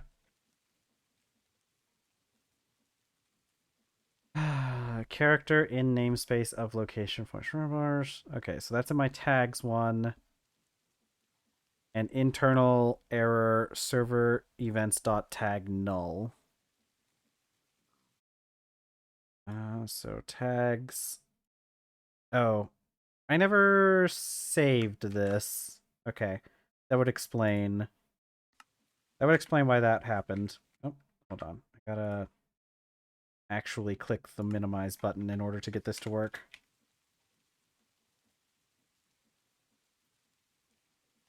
Okay. Maybe an error. It's taking a while. Okay. No errors. So that means that now if I check the recipe for this bladder... Oops. Okay. There we go. I have added the two different kinds of rubber sheets. The rubber foils. I have added those to the rubber tag, and now I can make bladders in an assembler. And I don't think there's going to be any sort of conflict. It doesn't look like there's going to be any sort of conflict. Yeah, it only does the one thing. This stuff really... Hold on. Use? This stuff really just doesn't... I did also incidentally make it so that we can use those other kinds of rubber for the other couple of uses that they have. Don't know if that's ever going to be useful for us, but it's there. Okay. I think I'm ready to stop messing around with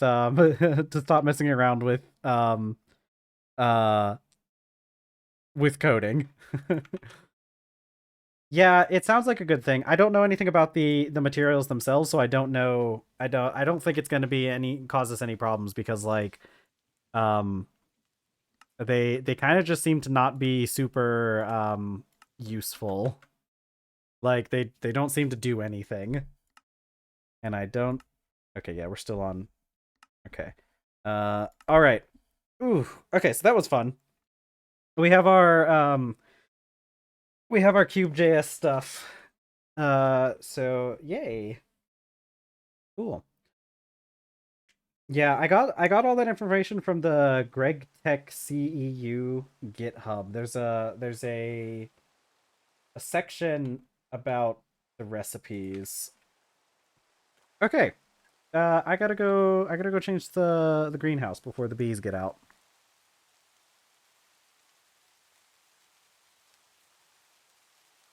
Okay. Yeah. No, that was great. That was good. Now we have um several changes to our world that are going to make things a lot easier for us. I should probably add these on first.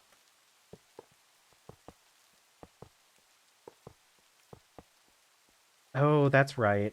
I need I'm gonna need to. I know that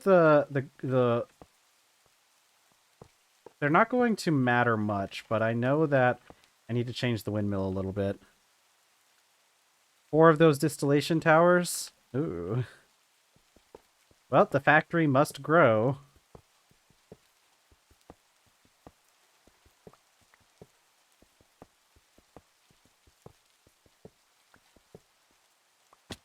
Ow. No. The bees are gonna get out.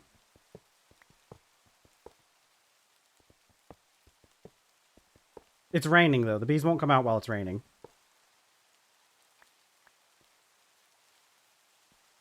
This should be all of them.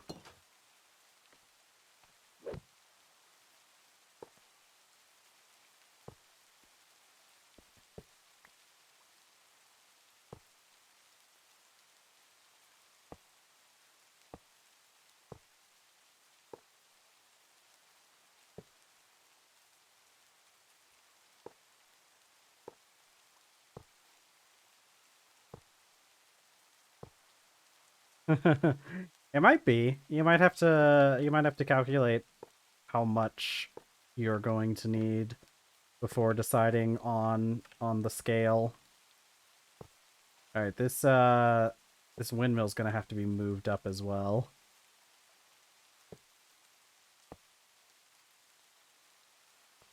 Where did the rest of my where'd the rest of these go? No, the bees. Oh, okay, they tried to get out, but it's raining, so they just went back into their hive.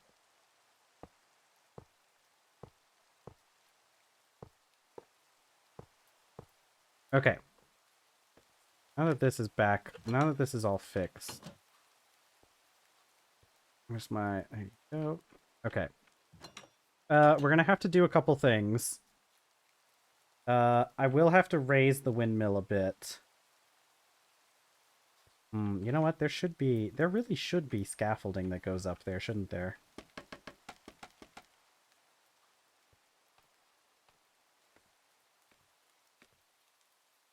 So pretty good with my current setup, so I guess I ought not let perfect be the enemy of good. Yeah. Yeah, there's a time to put in the extra effort and there's a time to not. And if it works good enough, then you're probably fine.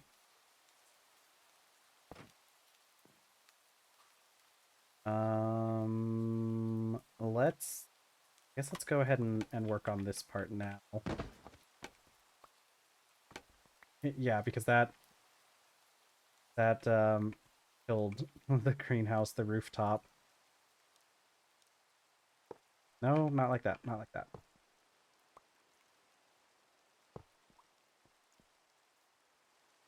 Okay, okay. So,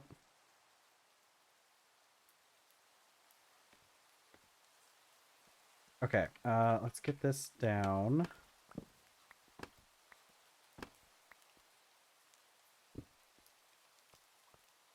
Okay, I'm out of inventory. Knife, cutters, that. Oh god, being able to like fall short distances and not break my kneecaps is also very nice.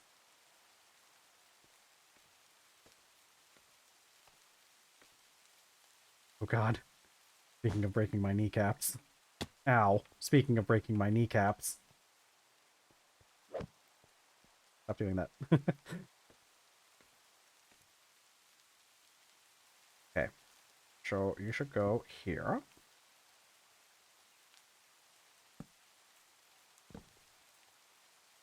Okay. Our belt should be fine. Belt. leather belt. Okay. Then do we raise this or do we leave it as is the question. I think we can probably just oh, well, yeah, no. Okay, hold on. We need our bearing. I think we can man. I think we probably will I think we probably will raise it a bit. Maybe? I don't know. It looks fine. I think we'll just worry about raising the roof on this thing later. Because I don't want to deal with it right now. And then like that. Let's get our wrench.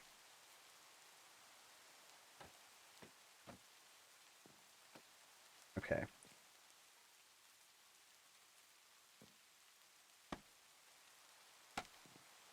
Ooh, you know what? I could put the extra roof tiles here and then just have these back two open.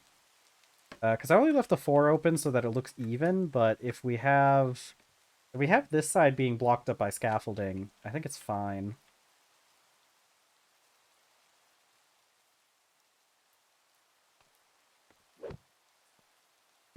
Okay, so the windmill will be fine once I turn it back on.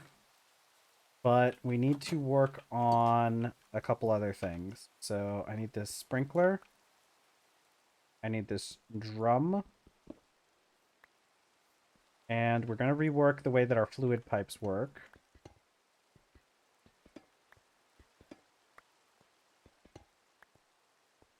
Okay. I am going to move you. And you. Okay. Okay. All right. Let's move a couple of these as well.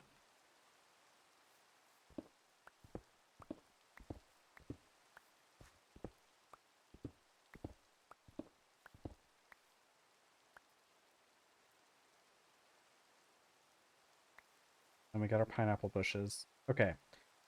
So okay. What we want is we want our barrel here. Okay? We want one of our barrels down here because this should be fine counting as part of the floor. And then what we'll do is we'll break out our encased pipe here. And then I think, well, there's no reason to not just do it like this. It would take more because we do 1, 2, 3, 4, or 1, 2, 3, 4. Actually, it takes the same amount. So I might as well do the one that looks even. Nope, not like that. Not like that, though. You don't need to fill that one.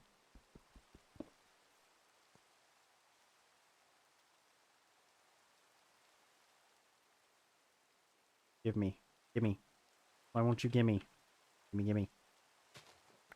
There we go. Okay. Then I need to get some casing.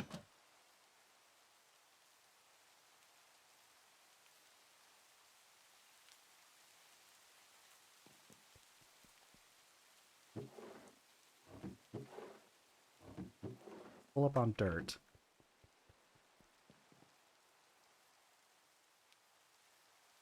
I'm pretty sure I stored all my casing in the workshop somewhere. There it is.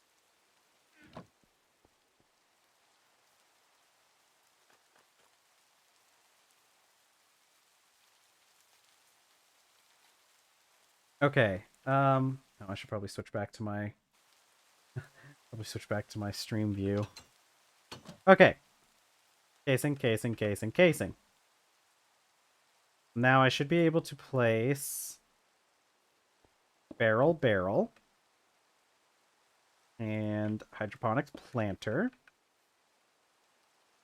Okay, and this should count. Okay, so this counts as a greenhouse. I should be able to place my sprinkler here.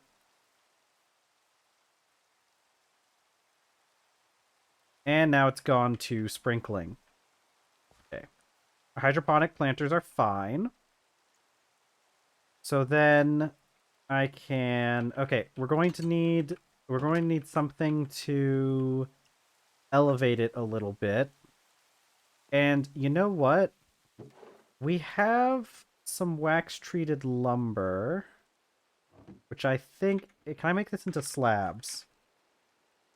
I cannot. Okay, unfortunate. I was thinking I could make it into slabs, and I thought that would look really cool in there, but...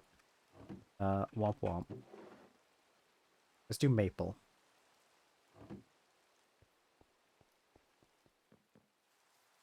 Okay, so... I should be able to put slabs here. And then quad planters on top. And they're getting watered. Okay, cool, cool, cool. Okay, okay. So I'm gonna need more. I can walk over the sprinkler. Yeah, okay. Let's do more. I need 2 and then 5 times 3, so 17. So I need 6. I don't know. We'll see.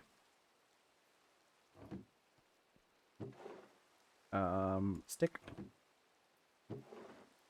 Where did I put the other planters? I think I put them with the fertilizers. Yeah.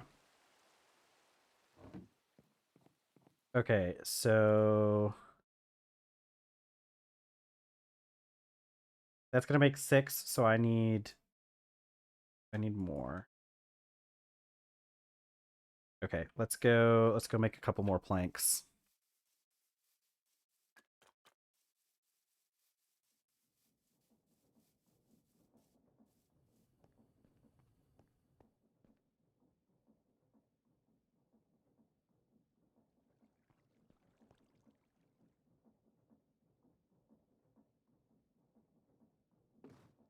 Ooh, yippee. Okay. Yeah, we need more planks. We need more. Actually, I think all of these. It should be all of these. And then bam. So that'd be 18, and that's good.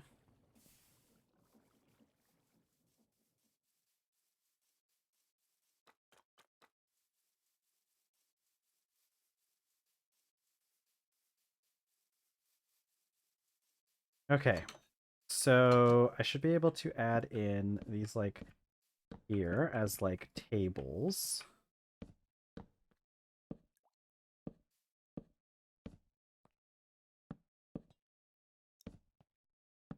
Okay. So now these are basically like little tables. And I can put my quad planters on here.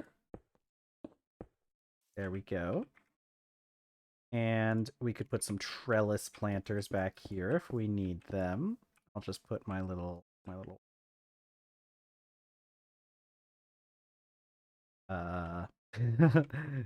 blick. Yeah. Now there's those. Okay, we need hanging planters.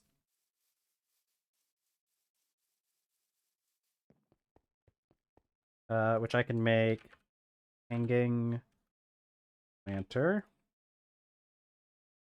5 bricks and compost. Compost. And I'm pretty sure bricks are going to be in the workshop somewhere. Always needing bricks. It's always bricks. Oh, but where did I put them bricks?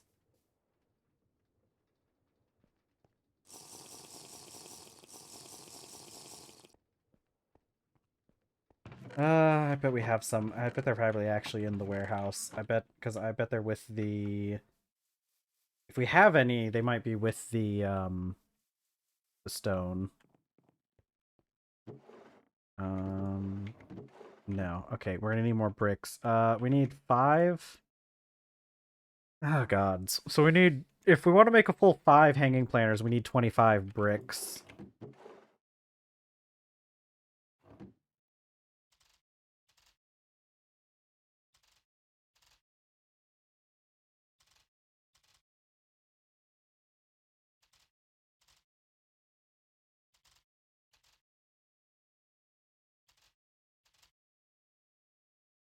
Be more than enough.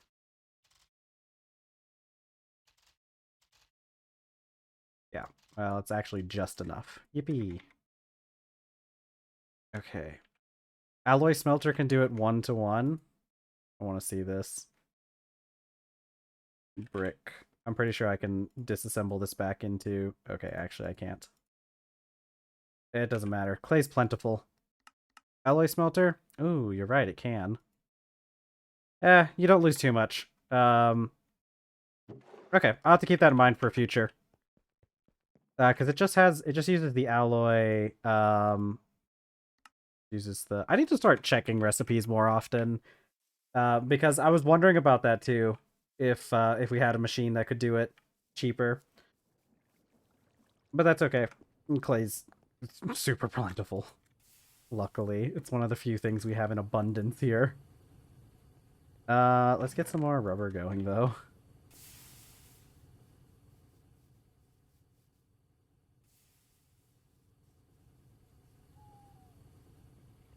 Okay, let's do more rubber in here. I really should get like a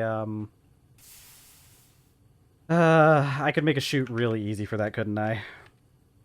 It's just 3, yeah, 3 wrought iron plates. Let's go do that. Should probably do that because the rubber pulp itself stacks up to it stacks up to... Oh, I forgot I had pig iron in here. Okay, that's good. We're gonna need that later. We're gonna need this pig iron.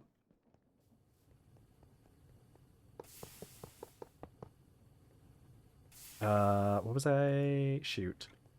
Okay. Um, 1, 2, 3. Let's hope we get lucky with this.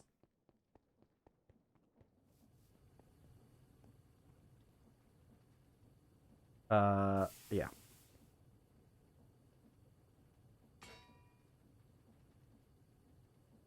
Oh man, one of the big things we need to do, we need to get that, we need the bender. I know we set out at the beginning of this stream to make bender, and we've made very little progress towards that particular goal, but bender is still probably one of our main goals. Because once we get the lava, we need to work on getting a create steam engine going. And I need... Wait, can that shoot? How much can that shoot hold? Can it only do 1 stack, or can it do multiple stacks? We're gonna find out. I think it... I don't know what it can do. Just... Okay, it can only do the 1 stack. Do I do a bronze crate, or do I just do a wooden crate? Wooden crates are easy to make. It takes iron, though, and iron is something that I don't have a huge amount of. But it takes a lot of bronze. It only takes, what, 2? Ah, heck. It takes 4 pieces of iron, though, right?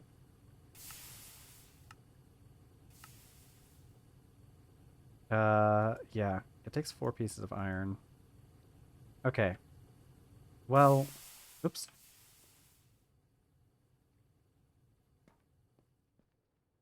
All right, I'm gonna be satisfied with this for now. I'll think about crates later. It means I can do 2 stacks at once instead of a single stack, which is already doubling our doubling our throughput.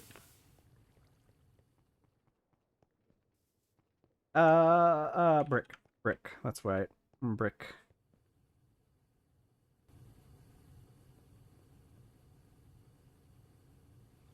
Is it? No, it's the other way around. There we go. Hanging planters. Okay, we're gonna get started with this while the rest of the bricks smelt.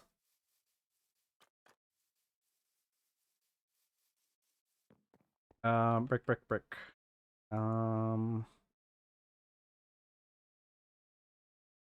I need melon seeds. I think we only have a couple melon seeds anyways. Cabbage seeds. So I want to do melons. Yeah. Okay. We have 4 melon seeds. So if I did this right, our new greenhouse should be able to handle these as well. Okay.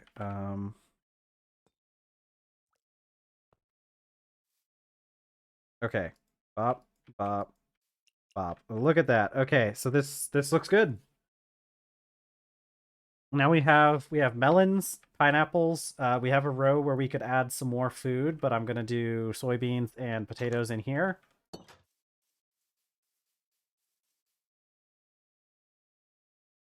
And I'm carrying a lot of stuff on me.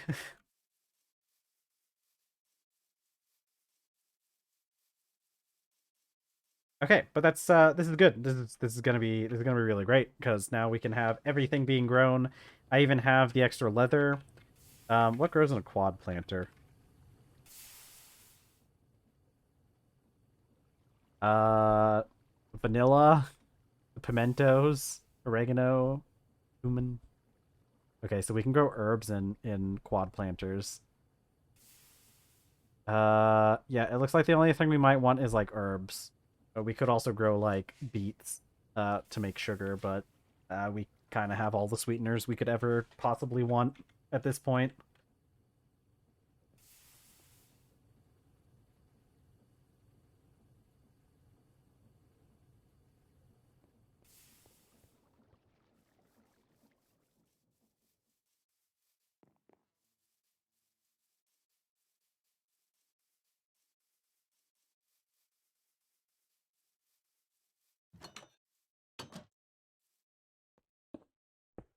Oh, we could even like I could probably do extra. I could theoretically line the roof of this whole thing with hanging planters actually. Okay. But for now we have that. Sugar is useful for TNT much later. Centrifuging sugarcane is probably the best recipe. Hmm. Yeah. Do we need I wonder how do I make because I have that Firmalife add-on. Um oh it's from this probably, right? Okay. I'm going to have to yeah, I'm going to have to can I actually I can probably still oh, that's fine. It doesn't matter. I can just centrifuge this. I can just yeah. I don't have to follow the artisanal recipe if the centrifuge can do that. So that's fine. Potatoes. I got potato seeds on me. I only need 5 of them. No wait, I need more than that. I need 20 the other way around. Are my soybean seeds soybeans right there.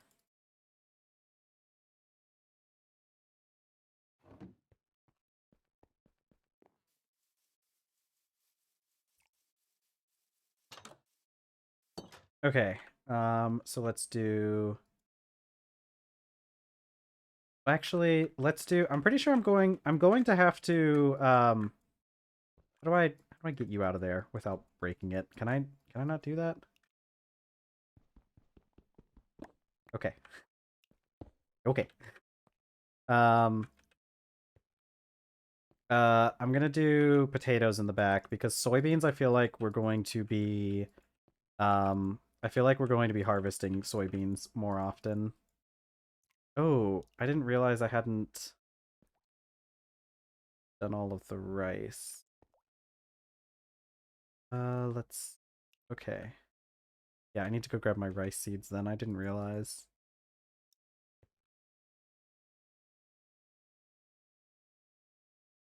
Go.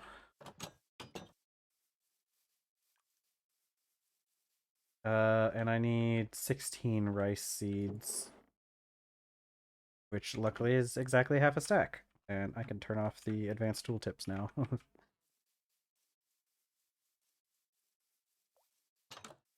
Okay, you should be slowly draining, which is fine.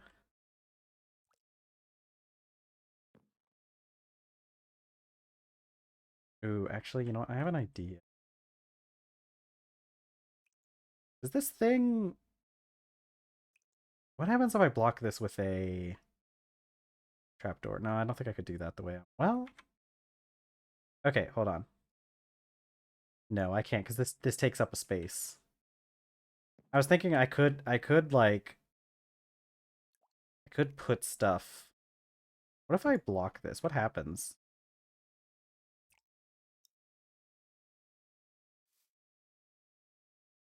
Okay. It is unable to... Actually, no. It appears to be watering everything just fine. Huh. Well, I guess there was nothing in the settings that said that it couldn't be blocked. Huh. Okay. But I have a plan. I'm gonna need more. I need more wood. Need more planks to do it.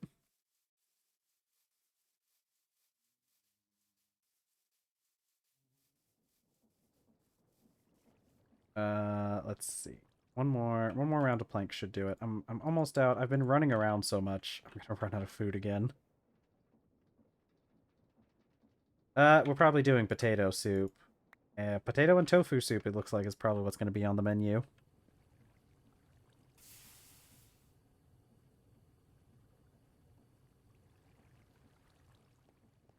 Okay, we're going to run out of the ability to run here. Yep, right there. Okay, I can handle that after I'm done eating. Oh, and I never did make more soap, so I can't... Well, I can wash my bowls, I just have to do it in water. I think we're more out of vegetables. Let's do 2 pieces of tofu and 3 potatoes.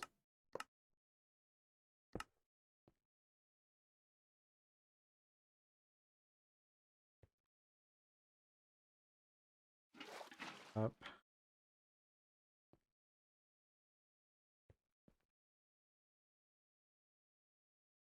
Okay. Good. We're gonna ignore that while it... We're gonna ignore my character starving yet again.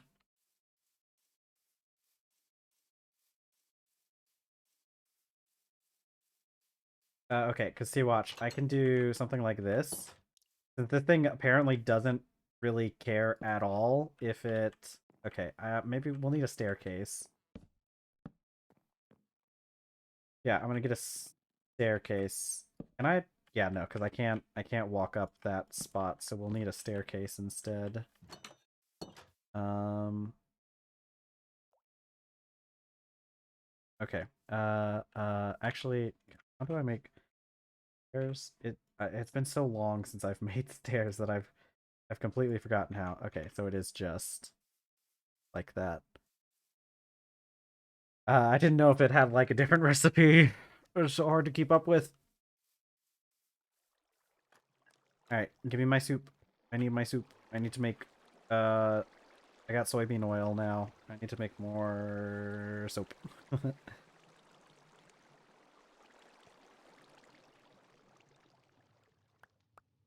You know, I bet I can. I wonder if I can. I wonder if I can. I wonder if I can make it so I could put soybean oil into lamps. Probably wouldn't be all that difficult. Okay. Okay, we're gonna keep with dirty bowls here for a second. I'm just gonna, we're just gonna shove the dirty bowls in here, and we're gonna ignore them for a little bit.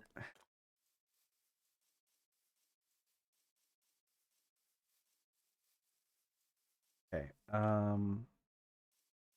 stairs. That's what I needed.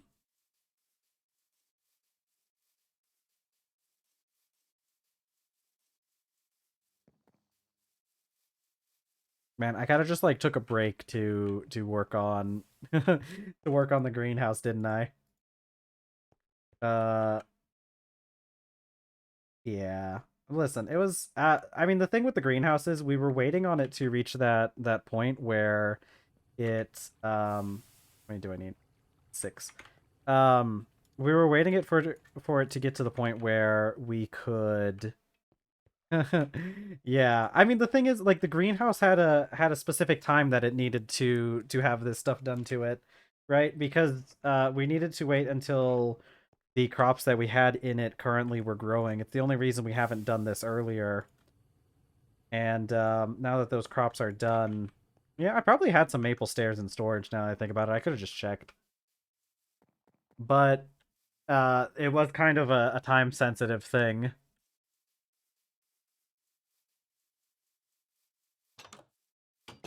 Okay, and then if I place nope, like that. See, it's a little silly, but the sprinkler can reach all of the plants regardless of the fact that it has a block over it. And I'm not the one that made it like that. But this is how we do our greenhouse stuff now. Maybe I should actually maybe I could raise these up even this spot even more.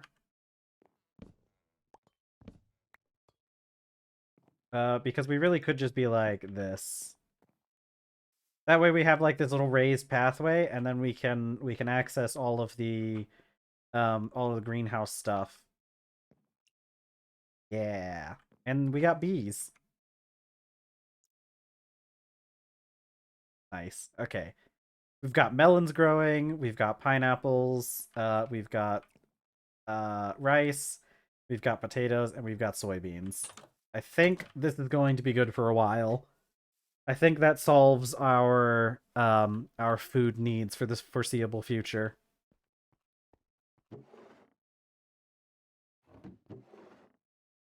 Let's see. Nope. Guess I didn't. Guess I didn't have the stairs already done. Oh, I need to turn the windmill back on. Won't it won't give water until I turn that windmill back on. And there we go.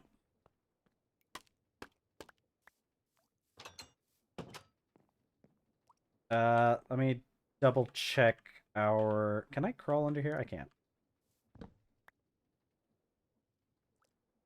Want to make sure that this starts getting refilled. It might not. Wait, there it goes. Okay, it's getting refilled now. Okay, we're good. We're good. Should never run out again.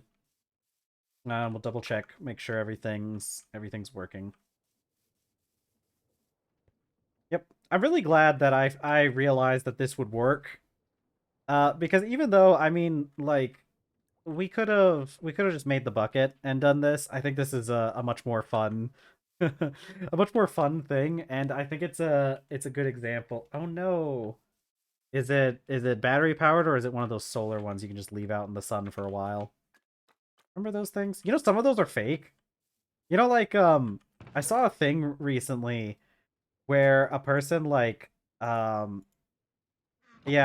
I saw a thing recently where a person like took apart some of those dollar like calculators that have the little solar cell on them, and apparently that little thing wasn't hooked up to anything. It was just a fancy piece of glass. And it's partially because like calculators unless you have like one of the fancy calculators, like those dollar calculators don't use up a lot of energy. So they were just relying purely off of battery power, because like most people aren't really going to use a calculator enough to reach that point. But yeah, on some of those it's just straight up, it's just fake, it's just a lie. It doesn't actually do anything. The solar panel's not hooked up to anything. Might not even actually be a solar panel. But yeah, it's pretty crazy to think about. You know, it's crazy to think about how like a lot of these devices, just with like things in general, but it's crazy to think about like how many times like there could just legitimately be like something that just isn't, it's just lying to you about the way that it works. And if you're not going to like open it up and look at it, like how are you ever going to know?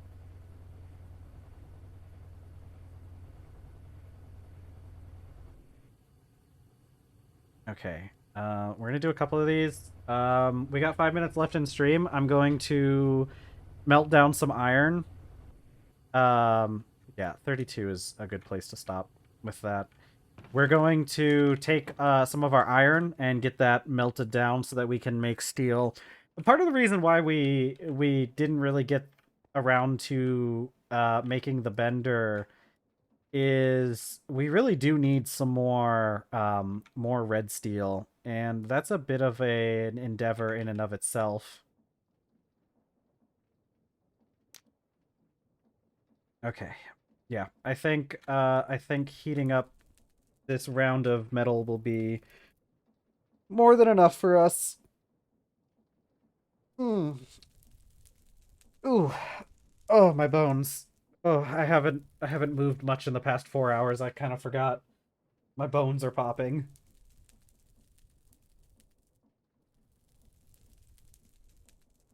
Hmm.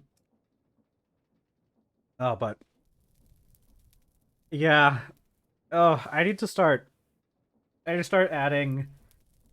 Maybe I will need to start adding proper break times just so that my viewers can get a break too.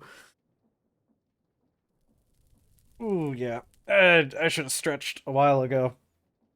Um, no, I was looking at over the weekend. I spent yeah, you should stretch before bed. It's probably generally a good idea to stretch before bed anyways, I think. I'm not a scientist, but it sounds like a good idea. I feel like stretching is one of those things where unless you're like, overextending yourself somehow, it's probably just a good idea to just do it as often as you can. Um, but this weekend I was looking at music stuff again, and man, looking at music stuff always gets to be really annoying really quick because like half the time when you look up something, you'll look into it and it'll say like royalty free or whatever, and it's just really hard to parse through. For some reason, most of these websites that have like royalty free music on them or like stuff, they for some reason you can't like sort by the copyright, which is weird, I think, because like I right now, since I don't have any sort of apparatus to like show what kind of music is playing yet, I've been wanting to find stuff that you don't need to do any attributions. Maybe at a later date we can expand past that, but I'm trying to find stuff that's just, and also because like if you don't need to do attributions, there's probably it's probably going to cause less problems because there's no reason for people to even have stuff that doesn't need to be attributed um to have it in like the databases where the stupid bots that run copyright laws, because that's just how we do things nowadays. um it wouldn't have it for that. So I don't know. I found some music. Uh, okay. Like, listen. I think low key. I think some of these websites that have the quote unquote free music on them, I think they make it difficult to find the truly free music on purpose so that they can like copyright claim things that use their music without permission or without attribution or something. That's my conspiracy theory on why this is so difficult. Anyways, I found this one website, and I probably should go and download some more today because it only has like you only get to download like 5 songs a day. Because that's another thing. Half of these websites that have free music on them have like some sort of asterisk, like or like they only have the free music there so that they can get you to like pay for their premium stuff, which is it's annoying. But anyways, so I think I've come to the conclusion that we might we might just have to start listening to classical music because it's one of the few things I can figure out um that is in public domain. The issue is, of course, like even if the composition is public domain, the particular recording might not be public domain, so there's still issues with that. But I think we're much more likely to find stuff that I can use for free if we just go with like classical music. No, I was listening to Chopin. Um Chopin. I know it's not pronounced Chopin, but I was listening to that. Did you know there's a music? There's a Frederick Chopin. Um, do you know that one of the meme songs is from him? Hold on, let me let me pull this up. I don't know how loud this is going to be at the very start, but I'll play this out to I'll play this while I'm doing my outro. It's really funny. Um, this is Frederick Chopin Nocturne in E flat major, Op 9 number 2. You might recognize this song.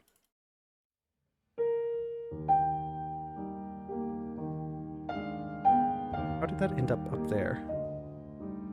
Is that in my... Okay. Hold on. Where did my... Oh, heck. Where did my player go? Where's my... Hold on. My music player ran off. Okay, wait. Oh my god. Is it appearing on my... How did it do that? How is it on my OBS? It's popping up as Kate. Oh no. Okay. Remove you. That's why I didn't... That's why I don't keep that source. Let me turn that down a little bit. Jeez, it's loud.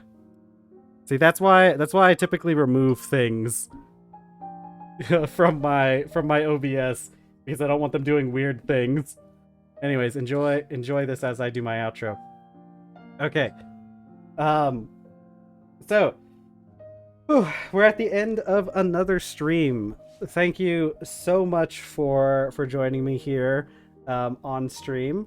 I love having you guys here as always. I thank you for...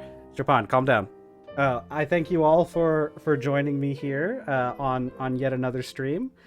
I stream 5 days a week on weekdays for 4 hours, starting at 2 p.m. Eastern, or just take whatever time it is now and subtract 4 hours, and you'll have my starting time.